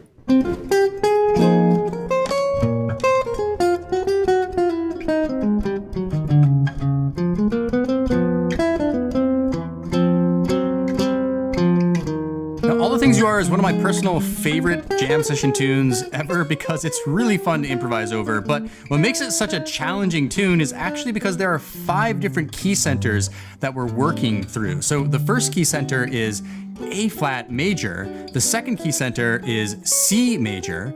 The third key center is E flat major. The fourth one is G major. And finally, the fifth one is E major. So there's a lot of key centers going on here. So understanding harmonically how this tune works is actually incredibly useful. So be sure to really dive deep into this tune when you learn it and understand the chords and how they work. Now, before we go over the last jazz standard, I would love to hear from you in the show notes or the comments below. What jazz standards do you think are the most common jazz standards to learn that you should know, that everyone should know, that you cannot absolutely go without? So I'd love to hear what your thoughts are in other jazz standards that you would add to my list of 10. Now, last but not least is our most difficult jazz standard on my list, and that is Stella by Starlight.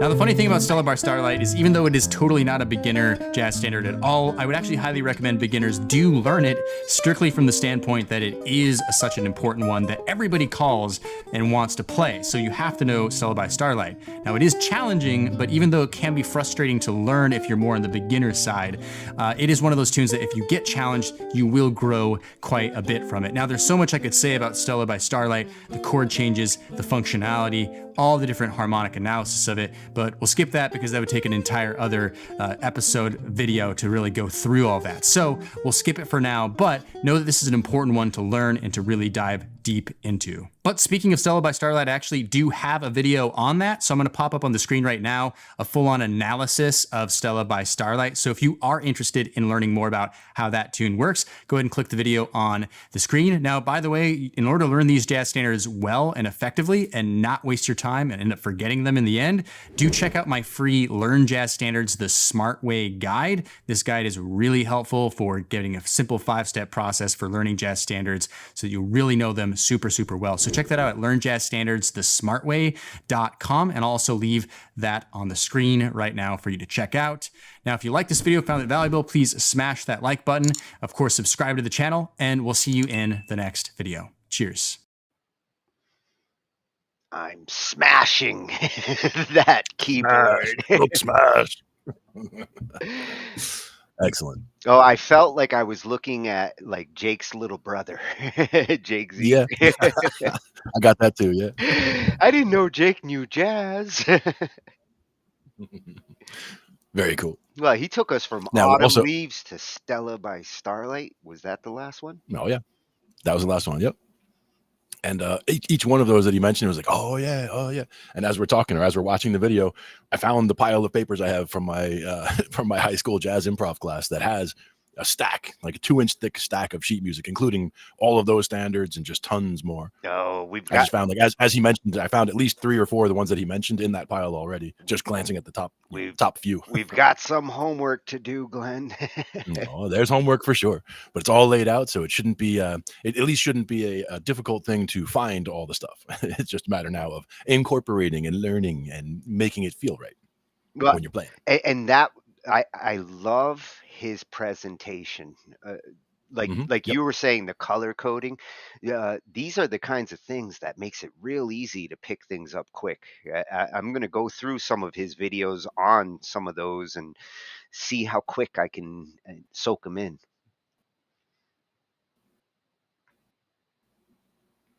The color coding, my connection got all messed up there for a second. There. It was either me or you. I don't know which. Oh, I thought it might have been mine. It might have been mine. All I know is I couldn't hear you, and looked like every time I tried talking, I would go over you. So, good stuff. Seems better now. This is an awesome find for our jazz night. This is an awesome new channel. I'm glad that we've got it added to our list at We'll have to Learn look at Jazz Standards. We'll see how our jazz journey goes. One of them I remember, So What was one of the songs that he mentioned, and that's one that I remember my buddy Mike did with his band up at the mountain one year. They just threw a jazz standard in with their usual, they usually do rock stuff, so it was very unusual for them to throw in that one. But as they did, I was listening to it and I was like, I really like that. So I looked it up and I figured out how to play the bass part and all that. And so I have one in my hat already. So Well, add more. you were right at the beginning when you said the 251. Oh, Like, that's big. Yeah. yeah. Big in jazz. And the Coltrane changes that he mentioned in another one was another one that's you'll see pop up a lot. And you'll Well, recognize the sound of it when it happens. chances are he's going to mention them because when we bring him back after this next video, he's going to be talking about like some of the influential jazz players, and I'm sure Coltrane's in there. Sure. Absolutely. And I think next would be like jazz appreciation time, where we start talking about some albums. Well, yes, look at this album collection.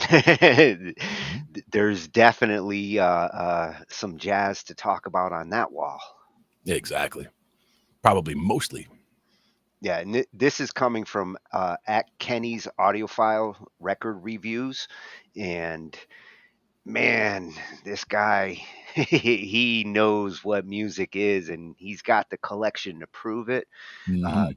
There are tons of videos in here with different top tens and some of his favorite picks from that wall. And when it came to the jazz, I had to decide which video to pluck because there was several that I wanted to do, but this one is just his overall top 10 jazz record albums.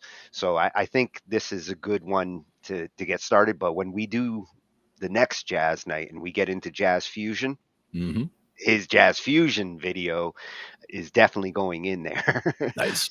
So we'll get a revisit coming up next time. Yeah, and he's a true audiophile, like audiophiliac. Is that what you would call it? Audiophile works. Audiophile, and he's enjoys the sound. Got to have the right speakers for it. Got to have the right space for it. All that stuff matters a lot. And this is the kind of music where, like, getting to hear it on vinyl and the way that he gets to enjoy it, you truly can appreciate the warmth of vinyl with this sound. Exactly. And that's one thing I would mention also is that in the early days of, me listening to the classical music, a lot of it was on vinyl that he would play. So that it did have that, you get that crackle and pop and all that. And that always gets me nostalgic as well, because not a lot of people do vinyl these days. And it's not like it has to be on vinyl or I've ever been, that way about it. Like, to me, music is music, whatever format you get it in, whatever you can enjoy it in, whatever brings the most clarity through is the best. And again, I don't have audiophile equipment here. So other than my studio monitor headphones that I wear, I really don't have anything, impressive to listen to things with, but I've always enjoyed, being able to hear as much of the music as possible. Yeah. Isn't it funny that sometimes the audiophiles have better sound equipment than the musicians? Yeah, exactly. Because I mean, a lot of times it's people who wish they were musicians who would have spent, that time and energy on doing something instrumentally, but, went the appreciation route because they didn't learn an instrument, for example. But in other cases, it's people who are fantastic musicians who also go through the music collection. Yeah. Those are the hardcore. But then again, a lot of, like, you look at all that on the wall there, you see like that chunk right there, that could have been a new SG, like that chunk right there could have been a Les Paul, like that chunk right there could have been a new amp. Well, so and where you spend your resources. Considering the vinyl collectors nowadays and how much they've gone up in value, he probably can fill his house with music equipment just from a little chunk on that wall. Yeah, but he would probably never sell any of that stuff on the wall. I mean, that's the thing. That's a sign of a mark of a true collector. Like, it's all coming in and it gets into the collection. It's not a question of things going back out. Yeah, not Kenny. He's not getting rid of any of those. All right, so let's see what we have for top 10 jazz record albums. And do we look at his page yet? Yes, that's at Kenny's Audiophile Record Reviews. Perfect. Top 10 jazz record albums, not in any specific order. Hey, it is Kenny from Kenny's Audiophile Record Reviews. Thank you very much for viewing my channel. Please like and subscribe. That will help me out. I appreciate that. In this video, I'm going to show my top 10 jazz albums, my top 10 favorite jazz albums. In a previous video, I did my top 10 jazz fusion albums. I'll leave the link to that video in the description below. On this one, though, I'm reveal my top 10 jazz albums. Now, this is something that, as I say in a lot of my videos, it's not a right or wrong answer for these top 10 lists, because they're, you know, they're personal opinion driven highly. We all have our different visions of views of what jazz should sound like, and we have different tastes in music. So we have to keep that in mind and be appreciative of that. To give you some background, I've been around jazz my entire life because my father was a jazz fan. Every time he stepped in my father's car, he would have the station on a jazz station. I have two older brothers, and one was heavy into jazz, and one was, you know, moderately into jazz. So it's been around my life, my entire life. I'm 62 years old as of the recording of this video, so it's been around practically my entire life. So I have some, you know, background on the art form of jazz. I got into it heavily probably when I was in high school. To give you some background. And I'm going to start with my top 10. And again, my top 10 fusion records, or I did in another video, and I'll leave the link to that video in the description below. These are just jazz records. So I'm going to start with, I'll start with a CD. This free jazz CD by Don Cherry Symphony for improvisers. It is a very cool jazz set, in my opinion, free jazz. Some of the artists on this CD are Don Cherry on cornet, Gato Barbieri, tenor sax. Pharoah Sanders is on here as well on tenor sax and piccolo. Symphony for improvisers. I'm gonna get this on LP soon because this is I love this the vibe on this CD. When I recently moved into this house. Well, not recently, it was 2019. And I said to myself, when I get my stereo set up, this is going to be the first piece of music I play. Don Cherry, Symphony for Improvisers. Up next is an obvious one, very obvious one, Kind of Blue by Miles Davis. This is a UHQR 45 RPM version of the set. It includes an all-star cast: Paul Chambers, Jimmy Cobb, John Coltrane, Bill Evans, Wynton Kelly, Julian Cannonball Adderley. Oh, by the way, this 45 RPM version of the record sounds phenomenal. I have a 33 as well. Another one that you're not going to see in a lot of people's lists, but it's one of my favorites, McCoy Tyner, Fly with the Wind. And the song Fly with the Wind sounds sensational. This album includes Hubert Laws, Billy Cobham, Ron Carter. Here's a picture of the inner record. Very nice jazz album with orchestra as well. And this, like I said, the song Fly with the Wind is one of my favorite jazz pieces of all time. Now, this is not part of my top 10, but I just want to put this in as an honorable mention. Is McCoy Tyner, Inner Voices. It's a nice jazz album, but it does have some voices in with the jazz pieces on here. McCoy Tyner, Inner Voices. But like I said, this is just an honorable mention. It's not part of my top 10. Another one that's underrated, and I think it's the best Stan Getz album ever, in my opinion, is Stan Getz, Focus. I think my favorite song or piece on this record is a song called, I think it's called Pan. But this is a fantastic set by Stan Getz. I read a book on Stan Getz, and I think in the book it mentions that this is one of the albums he's most proud of. Stan Getz, Focus. This is a free jazz piece, the next one I'm going to show you. And by Ornette Coleman, Change of the Century.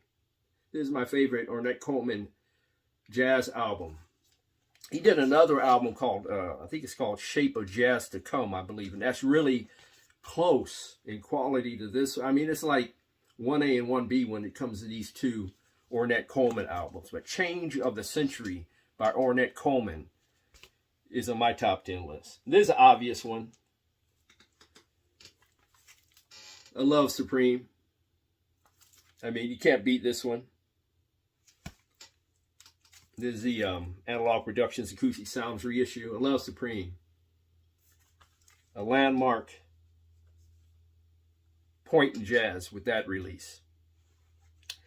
This is another one that doesn't get a lot of hype, and it should. It's an underrated record. Cone Concert. Solo jazz piano set by Keith Jarrett. It's a 2 LP set, very, very moving and emotional recording of just improvisational piano, solo piano. One of my favorite albums of all time, Cone Concert by Keith Jarrett. I love this big band effort by brother Miles Davis, Sketches of Spain. I cannot have a top 10 jazz list without this record. Sketches of Spain by brother Miles Davis. On CD, I have this one. I'm going to have to get this on LP. Mingus This is a SAC CD issued by Mobile Fidelity. What a sweet piece of jazz this is. You haven't heard this? You need to. Charles Mingus. My last one. Now this one was introduced to me by my brothers. I was listening to this record when it first came out. Probably when I was, 10 years old or something. That's how far back I go with this record. Like I said, jazz has been part of my life, or my entire life. And praise God, I had older brothers who were into jazz. Pharoah Sanders, Karma. With the landmark piece, The Creator Has a Master Plan. It's an amazing album. Pharoah Sanders, Karma. That's my top 10. And like I said, they weren't in any specific order.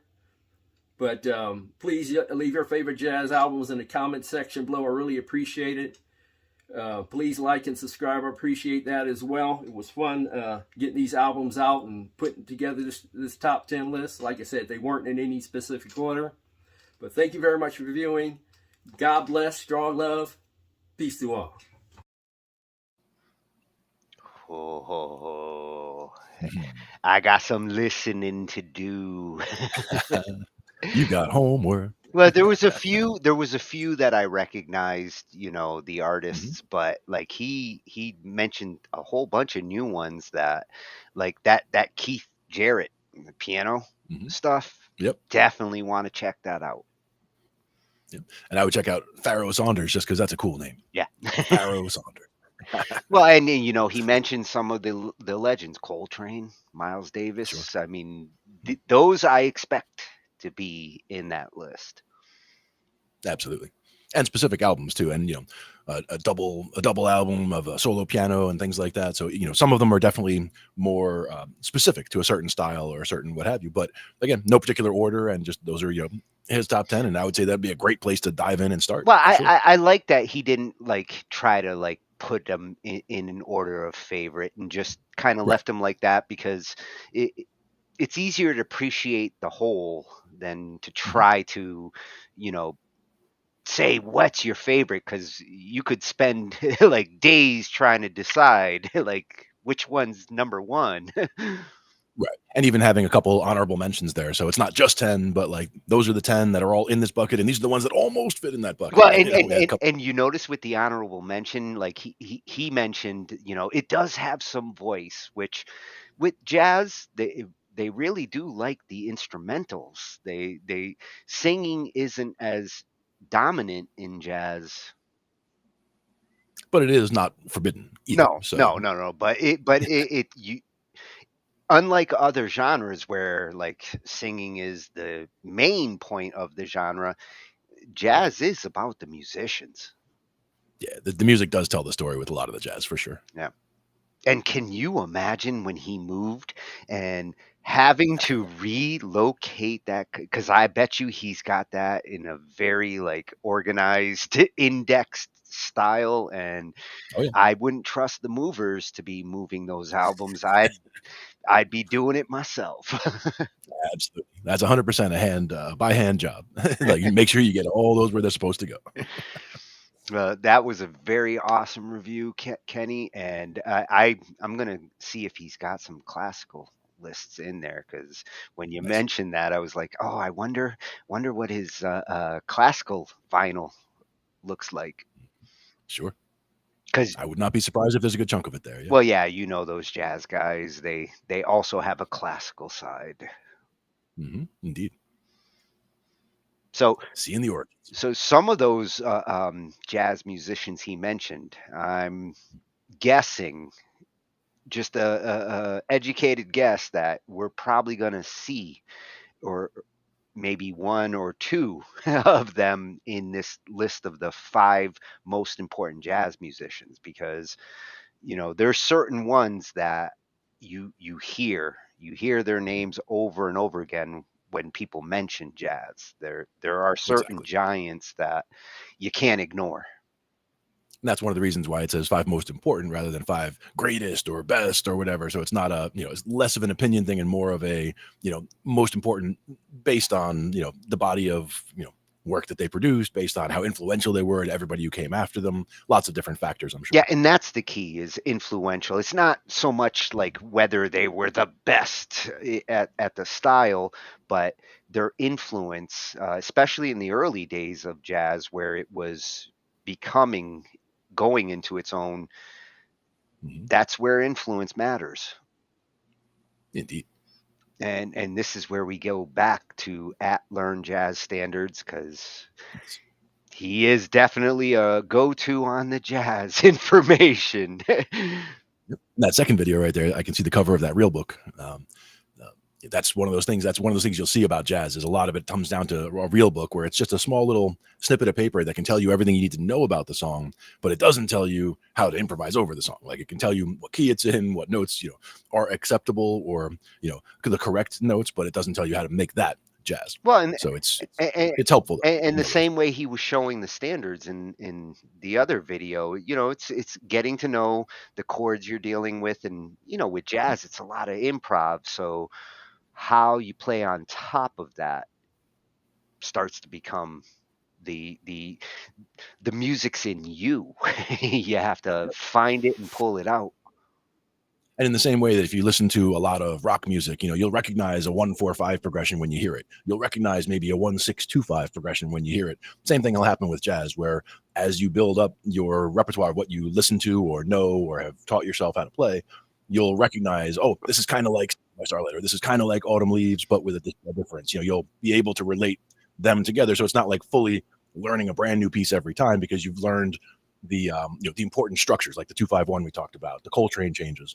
Understanding how those work, you'll recognize them when you see them and hear them. Well, and that's why it's nice to actually hear those examples, because it does speed up your ability to recognize like progressions.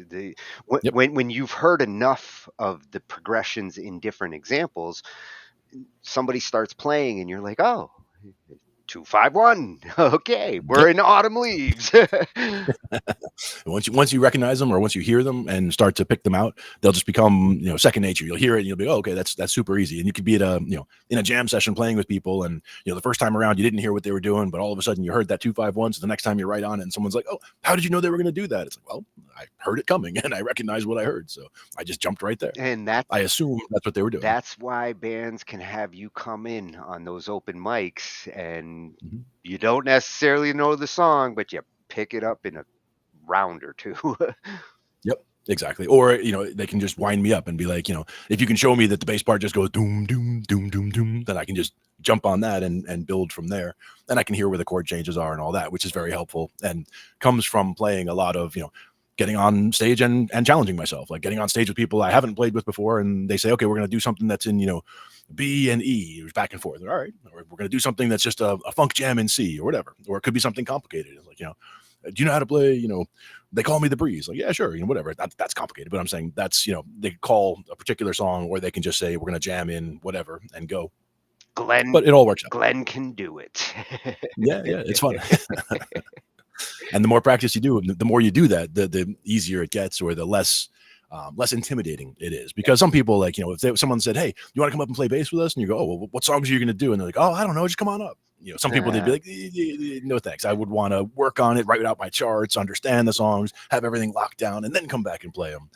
Me, I grew out of that a long time ago, because some of the people I work with, I'm halfway through a song and I still don't know what we're playing. So, I mean, like, they just start into something sometimes and I just jump on board and we go. Yeah. Because they know what they're going to do. The hardest thing sometimes is to jam with a noodler, someone who's just noodling around and never actually settling in to something that you can follow. I've had a few of those. And sometimes it's one where they called the song at the beginning. I don't recognize, it's like, oh, I'm not really sure on that one, but I can follow from the changes. But instead of giving me chords to hold on to, even once around, it just goes right into, and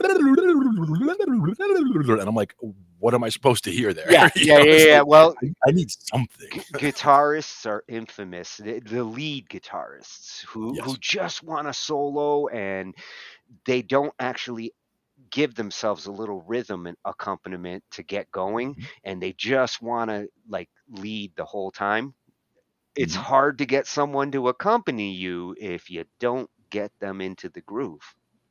Yeah, and that's one of the reasons why Joey and I happen to work together so well. We've been working together for 15 or more years, and him being a guitar player, and he understands, what he can do. Like, he can just start into a song and he sees how I can just jump into what he's doing. So he knows what to expect, and he knows how to wind me up. Like I said, if he wants me to play a certain line, he can just go, do do do do do do do do do, and I'll follow him in a few seconds, and then he can go off and do whatever he wants. I'm already locked into what I was doing. Same thing. You feed me the changes, just give me a little piece of a chord, and a chord. I'll come around with it again, and then he can go off and do a solo, knowing that I'm going to keep that pattern going until we go to that other part. Yeah, he has a healthy balance of both rhythm and leads, and knows how to start with the rhythm and shift to the lead. Yep, and understands how to wind me up to get me, to play what he wants me to play under what he's going to do as a lead. So it makes it a lot easier. Whereas I've jumped on with other guitar players, and again, the noodler with it's like, that's not really the way to do that. Like, jump in, give me once around where I can hear what's happening. If it's a song I told you I don't know, and then we'll go from there. Yeah. So learnjazzstandards.com. He's got a website too, and I'm definitely going to be visiting there. Consider it bookmarked. Oh yeah. We're going to look at the 5 most important jazz musicians of all time. The ones that really influenced the foundation of jazz. Let's see. Comes down to it, there are so many great jazz musicians out there that you need to be listening to. There's so many that have so much to offer, so much inspiration, and had such a big impact on jazz history. But in today's video, I want to boil it down to what I think are the 5 most important jazz musicians that you need to be familiar with and listening to. That's coming right up. What's up? Brent here from LearnJazzStandards.com, which is a blog, a podcast, and videos all geared towards helping you become a better jazz musician. Make sure you subscribe below if you've never done that before. Hit that bell notification button. Like I said, a ton of jazz musicians out there, but in my opinion, there are 5 that made really big innovations and impacts on jazz history that has influenced how we play jazz music today. Now, I'm going to go into my list of 5, but I'll give a little disclaimer right away. There are going to be a ton of musicians that I leave out, and some of you are going to get very angry at me. I know this because I did a blog post similar to this years ago and got a lot of people upset about the guitar players I left out and the other trumpet players and saxophone players. This is not a comprehensive list. These are the ones that I think are the most important. So with that being said, what I want you to do is leave in the comments below, what do you think are the most important jazz musicians of all time? Just fill that comment section up with that, and we can, just cool our tempers down and, that's going to be your release for you. Jazz musician number 1 is Louis Armstrong. When it comes down to it, Louis Armstrong was one of the most impactful jazz musicians of all of jazz history. When he came onto the scene, obviously he was innovating jazz music. The sound of his trumpet, the singing, he really was the person that mostly invented scat singing. And just in general, if you don't listen to Louis Armstrong, I mean, you're just going to be completely lost. So start with Louis Armstrong if you have not done that already. My personal favorite album of Louis Armstrong is the classic one that he did with Ella Fitzgerald. It's Ella and Louis, so lots of great songs of that album. Of course, you need to listen to his Hot 5 and Hot 7 bands. Those are really important, obviously, so check those out. I just like that one because, hey, it's classic. It's great. My favorite Louis Armstrong recording comes right off that album as well, and it's called Cheek to Cheek. Just love that recording.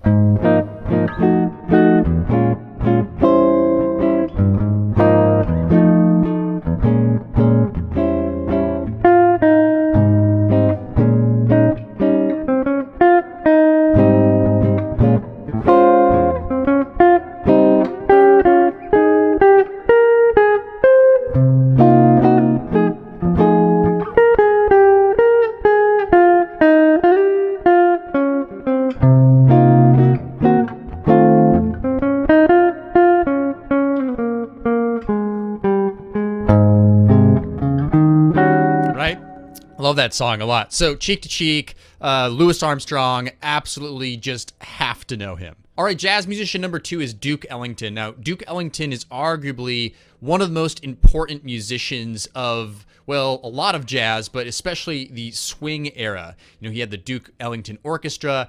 He composed so many tunes that are now in the Great American Songbook, which is what we often use for jazz standards. And of course, without Duke Ellington, Billy Strayhorn, he wrote so many songs for the Duke Ellington Orchestra. Just all in all, you really need to know Duke Ellington, his music, his band, super, super important. One of my favorite albums is Ellington at Newport. Now, this was in 1956, and a lot of people say it's one of the best Ellington recordings of all time, and one of the more important parts of revitalizing his career, because at that point, the heyday of swing music was kind of dying out. Bebop and hard bop and all that stuff had taken over.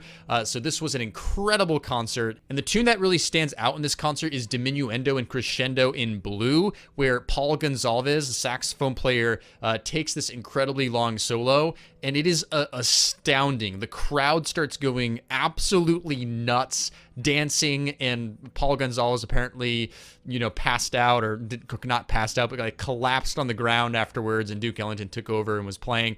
I mean, the energy is ridiculous, so definitely listen to that recording. Now, my favorite Ellington song to play is probably In a Mellow Tone.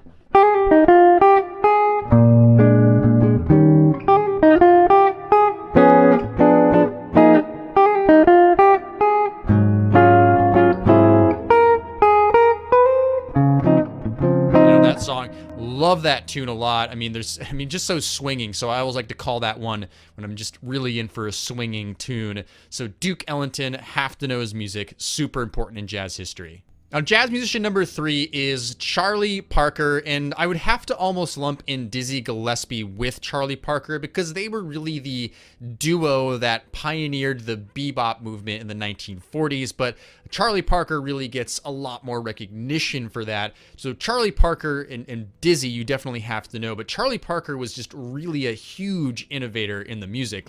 He basically was taking what was before danceable, popular swing music, and all of a sudden he was turning it into this virtuosic thing, composing tunes that just had way more complex harmony, were all about, these angular melodies. So Charlie Parker is just someone you absolutely have to know in jazz history. The style of bebop has influenced even what we play today in jazz music. Now, as far as favorite albums, I'm not sure that I have one because there's just so many great compilations out there. In fact, mostly what you find around Charlie Parker and even Dizzy Gillespie are compilation albums, which you will find amazing tunes out there to listen to. As far as favorite songs, it's almost hard to pick one because there's so many great ones like Confirmation, and Dizzy Gillespie had Hot House. I mean, there's so many tunes, right? But the one that I love to play all the time is Yardbird Suite.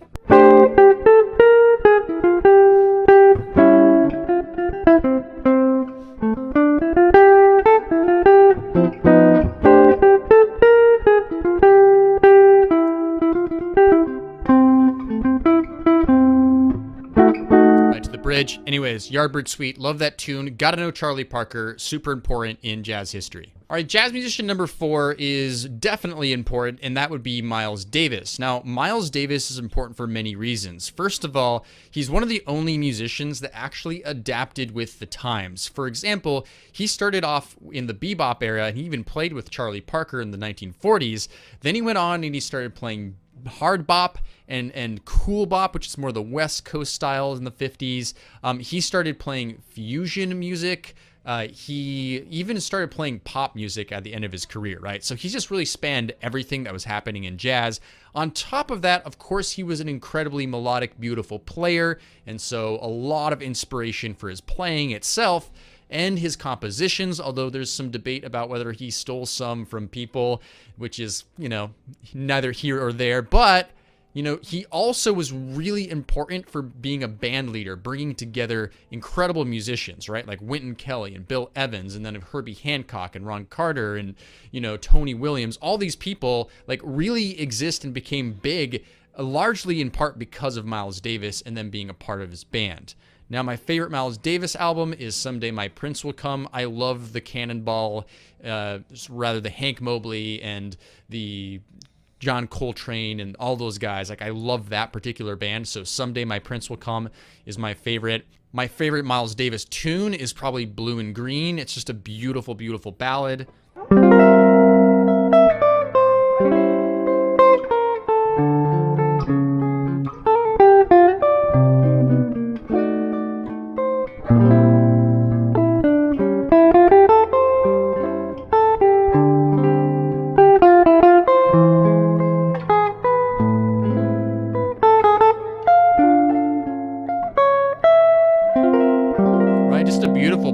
So I always love that one. Miles Davis, important for so many different reasons. Make sure you're well familiar with him. Now, the last musician I want to talk about is John Coltrane, who, in my opinion, was one of the biggest innovators in jazz music. And even today, if you go out and listen to really great saxophone players play and other musicians, you can hear lots of John Coltrane influence. Now, of course, harmonically, he had stuff like giant steps and countdown and his particular changes that he was applying over different tunes. But even just the things that he was playing and the approaches that he was taking were really pushing the boundaries. Not only was he an incredible bebop and hard bop player, but he was really developing his own sound that has really influenced modern jazz. Now, as far as favorite John Coltrane albums, it's again really hard to pick because there's such different styles that he really was involved with, from the Miles Davis quintet to, you know, his way later stuff. That's like more ethereal and out there. But my favorite probably is Coltrane Sound, closely followed by Coltrane Jazz. It's really hard, again, to pick a favorite. It's really hard to pick a favorite tune. I right now do love the way he plays the ballad Weaver of Dreams off of that Cannonball and Coltrane album. That's just a beautiful song.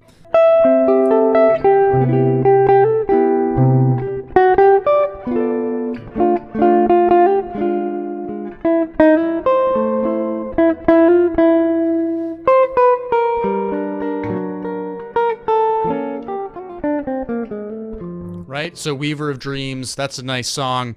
So John Coltrane, again, hugely important. Just to summarize, we've got Louis Armstrong, we've got Duke Ellington, we've got Charlie Parker, we've got Miles Davis, we've got John Coltrane. All of these you have to know, but like I said, please fill up the comment sections with the ones that you think are important, that you thought were innovators. Even if you don't think they're the most innovative, love to just fill that up with as many different ideas as possible so we can all go out and start checking out some great jazz musicians. All right?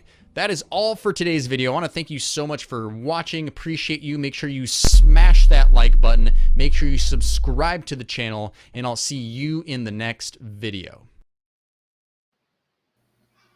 Damn it, Brett. I'm not going to have a keyboard after these videos if I keep smashing. Smash. Well, I got to Hulk smash that one. Yeah. My friend used to have the Hulk hands when they actually say smash. They make a smash sound when you crush things. Well, Yes. I cannot disagree. I cannot disagree with his top 5. I mean, I could understand how some might feel like there's other ones that should be included in there, but you know, if you're gonna have like 5, you only have so many slots. Everybody he mentioned there is monumental in jazz. Hmm. Oh yeah, for sure. I mean, Excellent place to start. he started with like the big gun there with Louis Armstrong and Ella, like Yep. huge influence. Indeed. And Excellent not stuff. surprised with the Miles Davis and Coltrane. That's another one that like you see the influence all over. Hmm. Yep. And that's the second one from Learn Jazz Standards. Yes. Excellent. Awesome jazz resource. He's gonna get my jazz on. There you go. I think we have time for one more. Yes, and this one I couldn't resist because I love Stravinsky, and I didn't realize like that he had influence in the jazz world, but I'm not surprised. Yeah. It's a very different style of classical music. When Stravinsky came along, he kind of set the modern classical world on fire with the Rite of Spring. I mean, it was a ballet, but ironically, I think everybody who went to see it on that opening night was probably expecting what they would typically expect from a ballet, and they got the Rite of Spring, and it caused revolts. That there was riots in the street after the opening night because apparently they wanted their money back, but it proved to be such an influential piece to composers in all genres afterwards. He's one of my most influential composers, just totally out of the box. Right. Excellent stuff. And again, jazz being, a very out of the box style in the first place, starting with something like Stravinsky and then taking it that extra step further and turning it jazz. That's going to be some crazy stuff. Well, and as I was checking this one out, to hear the jazz variations of it, maybe there wouldn't have been riots if he had tried the jazz approach. But at the time, a lot of the jazz, the bebop, and all of that hadn't come into fruition yet. So, it took some settling in of Stravinsky's work for them to bring it into the jazz styles that would come afterwards. Indeed. And this one comes from a composer. When we do another composer night, going to be coming back here, David, at D Bruce over on YouTube.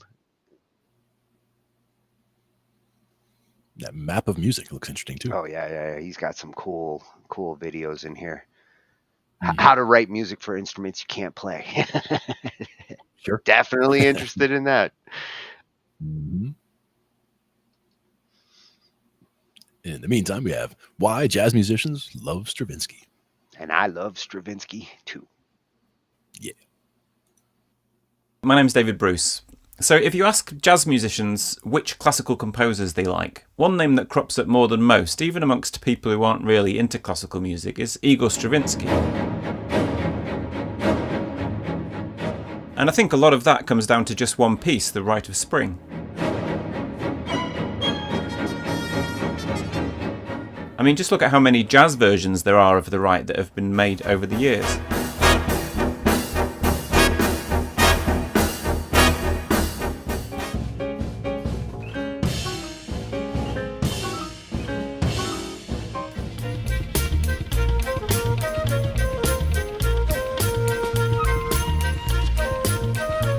Stravinsky's career happened in almost exact parallel to the rise of jazz. His first orchestral works emerged during the years of ragtime, and he died in 1971 as Miles Davis and Herbie Hancock were releasing some of their classic jazz fusion albums. Many of the most celebrated jazz musicians, particularly from the more experimental periods of jazz, from Charlie Parker to Charles Mingus to Ornette Coleman, have all expressed an interest in Stravinsky, and numerous of them have quoted famous passages from Stravinsky's in their solos. Here's a particularly prominent sampling of the opening of The Rite of Spring from Ornette Coleman's Sleep Talking.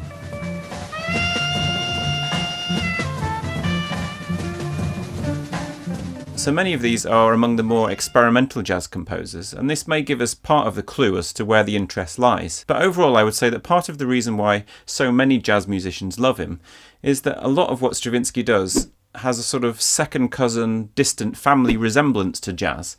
It's close enough to jazz that a jazz musician recognises something familiar, but it's also different enough that it can lead you into areas of music and ways of thinking about music that you might not have discovered without Stravinsky's help.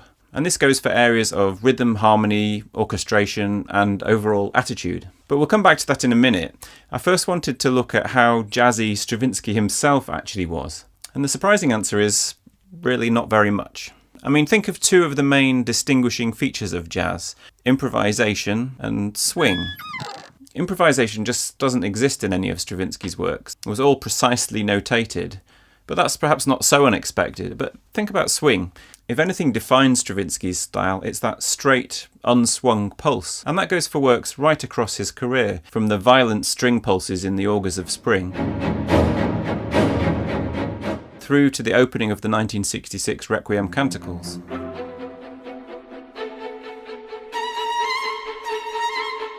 Across his career, there are 5 works that make an open reference to jazz. There's the Preludium for Jazz Ensemble, written in 1937, and perhaps a test piece for the more substantial Ebony Concerto, written in 1945, for Woody Herman's big band. And then there are 3 earlier ragtime pieces: Ragtime for 11 Instruments, Piano Rag Music, and the short ragtime section in The Soldier's Tale. So Ebony Concerto is often cited as Stravinsky's most jazzy piece. It was after all written for one of the leading big bands of the period. But it seems that Stravinsky took the commission without knowing an awful lot about Woody Herman or his band. He wrote a clandestine note to Herman, signing it in a pseudonym, requesting a representative sample of the band's records. And later he wrote to a friend admitting he was unnerved by my lack of familiarity with this sort of thing. And the Ebony Concerto itself really isn't terribly jazzy. Sure, it does contain a few jazz tricks, like the cute Harmon-muted wah-wah at the end of the first movement, or the glissing trombones in the third movement. These trombones perhaps nod to the tailgate style of trombone playing popular in the 1920s, people like Kid Ory.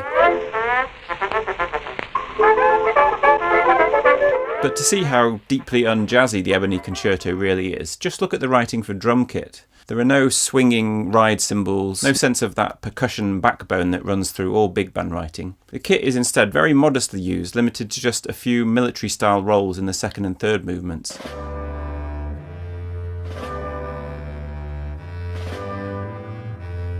And a passage just for tom-toms in the first. And like that trombone moment, what jazz there is in the Ebony Concerto looks back to a far earlier period of jazz. In fact, I would say that ragtime is the only period of jazz history that Stravinsky truly interacted with. And by the way, if you want to hear more about the ragtime influence on the Ebony Concerto, check out the video I did for London Symphony Orchestra, which I'll link to below. But even with ragtime, I think it's fair to say that Stravinsky's knowledge of the genre is pretty superficial. Or to put it more generously, he was quite limited in the ways he incorporated ragtime elements into even those pieces he called ragtimes. To give you a comparison, look at one of the most famous classical pieces based on ragtime, Debussy's Gollywog's Cakewalk. Debussy quite clearly uses 2 of the most characteristic aspects of the ragtime in this piece. The left hand, which alternates 2 chords and moves in a sort of umchar style between the bass note and the chord, and then a right hand which prominently features this rhythm. Now, there are whole academic treatises on how important that rhythm is to ragtime, but it's quite striking that even in some of the pieces Stravinsky calls ragtime, such as piano rag music, this rhythm can barely be found.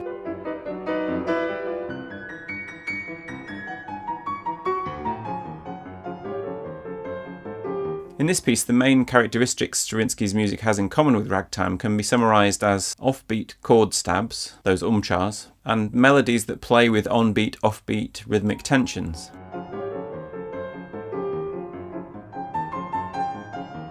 And although this all sounds like a criticism, this is really the first example of why Stravinsky might be a composer of interest to jazz musicians. He's definitely not one of those composers who trendily tries to make his own music down with the kids by being jazzy. He doesn't remind you, as Mark Anthony Turnage remarked of some composers, of that excruciating feeling you get when you hear opera singers trying to sing jazz. So Stravinsky doesn't fashionably imitate jazz, but the music itself is quite close in many of its aspects to jazz. Let's take the idea of syncopation. Here's a fairly typical ragtime piece by Scott Joplin.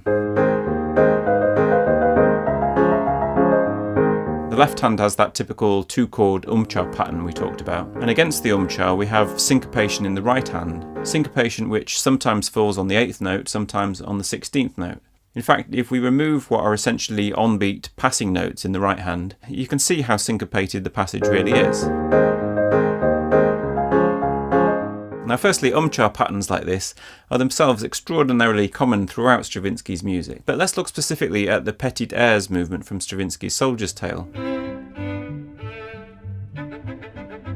The bass throughout repeats a pattern of 4 8th notes, just like in the Joplin example, but against it Stravinsky plays all kinds of tricks so that the perceived downbeat is sometimes on the G, sometimes on the A. And Stravinsky doubles the oral game playing by confusing our perception of where the tonic note is as well, which sometimes seems to be the G and sometimes the A. This game playing is very typical of Stravinsky. So although this piece sounds very little like ragtime, in essence it's doing something quite similar, syncopated ideas over a constant repeating 4-note bass pattern. So similar, but expanded into whole new horizons. So for someone from the jazz world, it's relatable, but mind-expanding at the same time. In terms of harmonies, when you take away the orchestration, it's often quite surprising how jazzy parts of the Rite of Spring sound.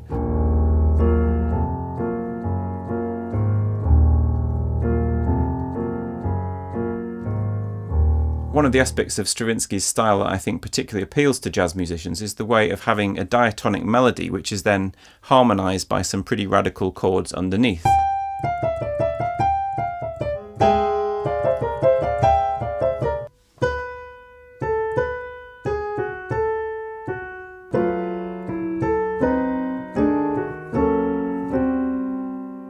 If you want to learn more about Stravinsky's use of harmony in the Ebony Concerto, check out the video I did on that a few weeks ago. Now a lot of this comes back to that experimentation. Jazz musicians in the second half of the 20th century in particular were exploring more complex chords and modes, and many of the kinds of techniques Stravinsky used were natural areas to explore. It's interesting to compare this with the second Viennese school, the 12-tone composers like Schoenberg and Webern. Their music has been much less influential on jazz, and a large part of this I think is because of the way it's moved away from tonality altogether.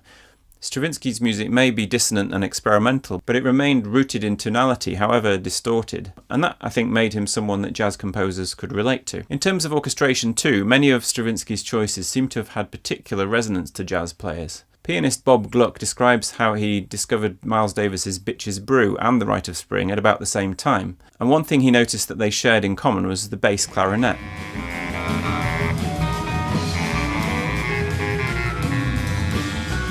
It's true that the use of the high bassoon at the opening of The Rite of Spring is one of its most famous moments, but for Gluck it was the bass clarinet that was most significant, either operating as a sort of grist grinding away with repeating patterns in the lower register, or as one of those brief distinctive solo outbursts that punctuate major turning points in the piece.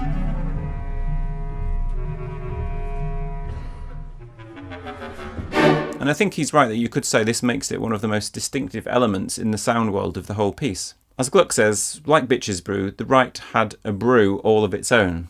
Passages where various instruments are layered, each playing its own line, interweaving or simply juxtaposed with the others. The texture is transparent so that each individual instrument can be heard with clarity, yet what matters most is the overall sound of the ensemble.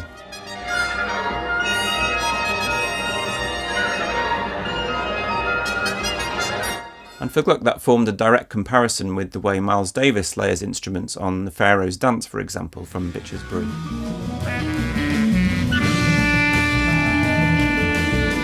The other aspect of Stravinsky's orchestration that relates to jazz, particularly in the Rite, is the way the brass stabs punctuate a rhythmic line in a manner that's very similar to the style of some big band writing. So you've got the rhythm, the harmony, the orchestration, but finally, and maybe most importantly, you've got the attitude. Whether or not the famous stories of the riots at the premiere of The Rite of Spring are exaggerated or not, the piece certainly was an unleashing of a primal energy, one which is rarely heard to such a degree in classical music, but one which in jazz is actually much more common. Pianist Ethan Iverson, whose band Bad Plus recorded one of those jazz versions of The Rite we heard earlier, suggested that the Rite's red-blooded folkloric rhythm was the key to its lasting influence. Stravinsky, he said, had that earthy groove since birth. He denied it and did everything he could to keep others from getting it, but he had it, which is one of the reasons why the Rite and most of his other masterpieces will continue to gain in stature. I could talk about Stravinsky all day. There's still so much more to cover with his music, and hopefully we'll come back to more videos on it in the future. Thank you so much for watching. If you enjoyed the video and you haven't already, do please consider subscribing. And if you really like what I do here on the channel, you're welcome to join my patrons over at Patreon. Do let me know in the comments if you're a jazz musician who's been influenced by Stravinsky, or if you hate him. I'd love to hear what your thoughts are, and I'll see you next time.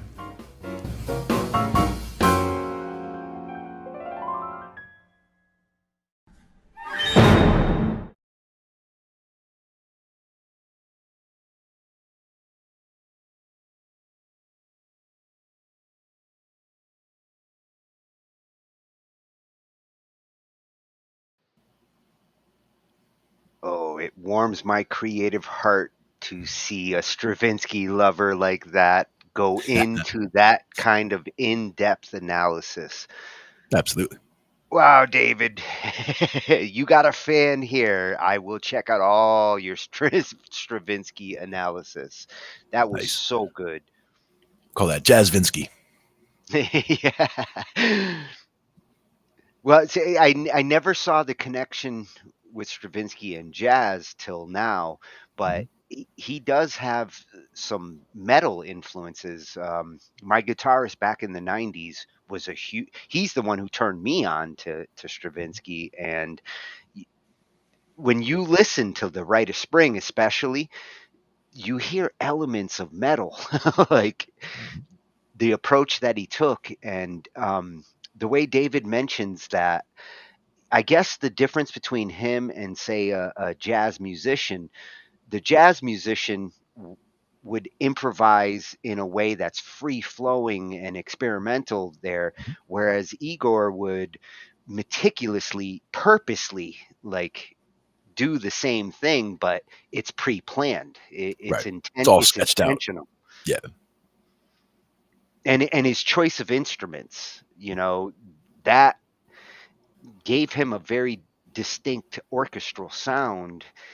He would pick instruments for leads that were very non-classical. hmm And like you said, even just punctuating section changes with something, and just giving good examples of, like something like that on a low bassoon or whatever, just to signal something different coming in, boom, like into a new section. Yeah. And you have a lot of off-time syncopation that, no big surprise, jazz would embrace. Absolutely. Very cool. I mean, that's one of the themes we saw throughout all these videos tonight, is the approach to percussion and the counter percussion that would go on. That syncopation is kind of a big part of jazz. For sure. And it did remind me, I haven't heard ragtime in some time, but it reminds me of how much I like the style. It's got such a good bounce to it. Yeah, all these examples tonight, like, just make me want to go hunt for music and learn a whole bunch of new styles and songs. That very inspirational genre. Oh yeah, and jazz is one of those that it intimidates a lot of people, but being able to approach it like this, being able to break down different aspects of it and try to get some bite-sized pieces of, here's some people to listen to, here's some songs to work on, here's some background of what it's all about. So we tried to make this more of a kind of an all-inclusive, but not we didn't drill too far down into any individual areas of jazz, but we can do that in other jazz nights that we'll have coming up. Well, we saw some of the influences to the genre, and we got impressions from the musicians themselves, and in this case, with David, from a composer's perspective. And it's nice to see, like, how the different types of musicians see the genre. Yeah, absolutely. And like I said originally, those little examples early on about, a little bit of blues and then a little bit of jazz, same idea, same basic, here's your 12 bars and here's what you do. And this is what it would look like as a blues guy. And here's what it would look like as a jazz guy. And it's so different, but they complement each other so well that, you can, if you learn one, you can learn the other, you can kind of know when to float back and forth. If you can dodge a wrench, you can place jazz. I missed. That's right. Never close yourself off to any type of music. When I was young, I used to say there were only two types that I really didn't like that much, and that was opera and country. And country's grown on me since then. Like that, at the time, it was something that it was just, I was more into rock and, doing jam band stuff and all that kind of thing. But the more I hear country, I've worked with a few country bands, the more I listen to the stuff. Some of it's really good stuff. And I was the same way. And on the opera side, it's grown on me, like as metal got more operatic. Oh, yeah, like sure. I was like, okay, I think I do like opera. Yeah, exactly. I think it was for me the just the super high female vocals, for example, just that hearing that at high volume, coming out of the speakers was just like, no thanks. But at the same time, I mean, respecting what all went into it is important. There's a lot to do with opera. So I mean, Ironically, now I look for vocalists who can pull that off. Or ones who can go the deep to the very, very low. Yeah, that's the other side of mighty low. We can't all be Pavarotti. No, certainly not. But it's important to mix it up. That's right. Sometimes, and that's one of the things is sometimes people get stuck in a rut, for example, like people who learn guitar, they'll learn a few songs, they'll know how to do a few things, but every time they pick up the guitar, they just do the same couple things. So getting into a new style of music is a very helpful way to try to break out of a rut, because you'll find all kinds of little moves that you'll hear happening in a jazz song, for example, that you wouldn't hear in a rock song, or in a blues song that you wouldn't hear in something else. So you can borrow from different genres, you can get different ideas to bring and transplant into another style. Yeah, you find different approaches for those same progressions. Exactly. Good stuff. So like we said, we're going to have to revisit jazz again. We did get several good videos. A couple got represented twice because they had such good videos on what was going on there. Learn jazz standards. Appreciate that. Oh, and I got a bunch of homework to do. That big pile of sheet music you have. There's a couple of songs in there I need to learn.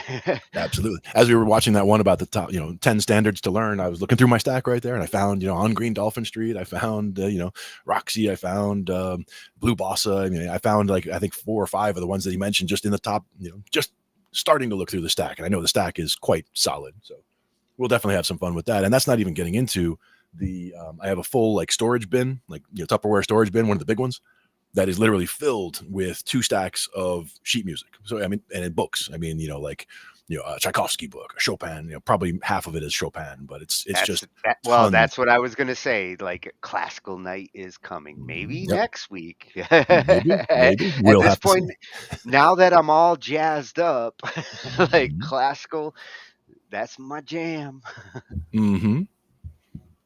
Exactly.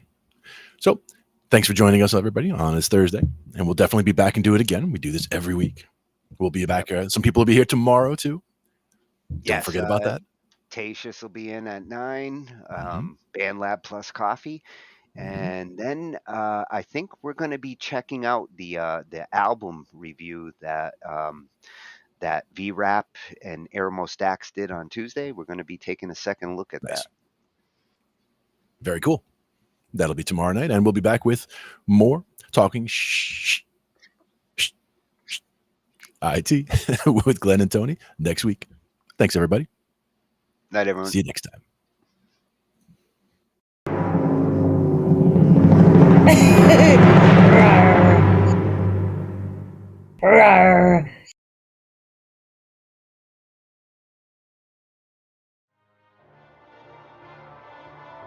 Ambient noise, yeah. So now you're grabbing some Band Lab clips.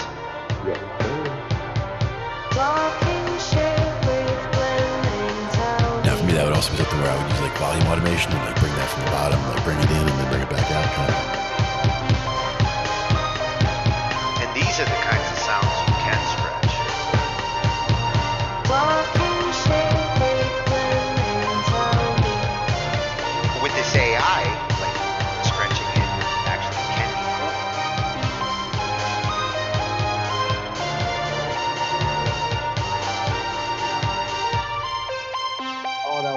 perfect for the interlude too.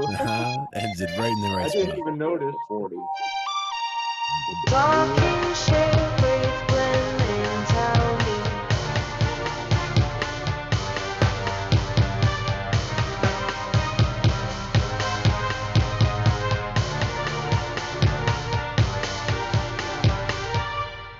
I didn't even realize the texture faded out at the interlude until it happened. I'm like, wait a minute. Sometimes you just, it was just meant to be that way.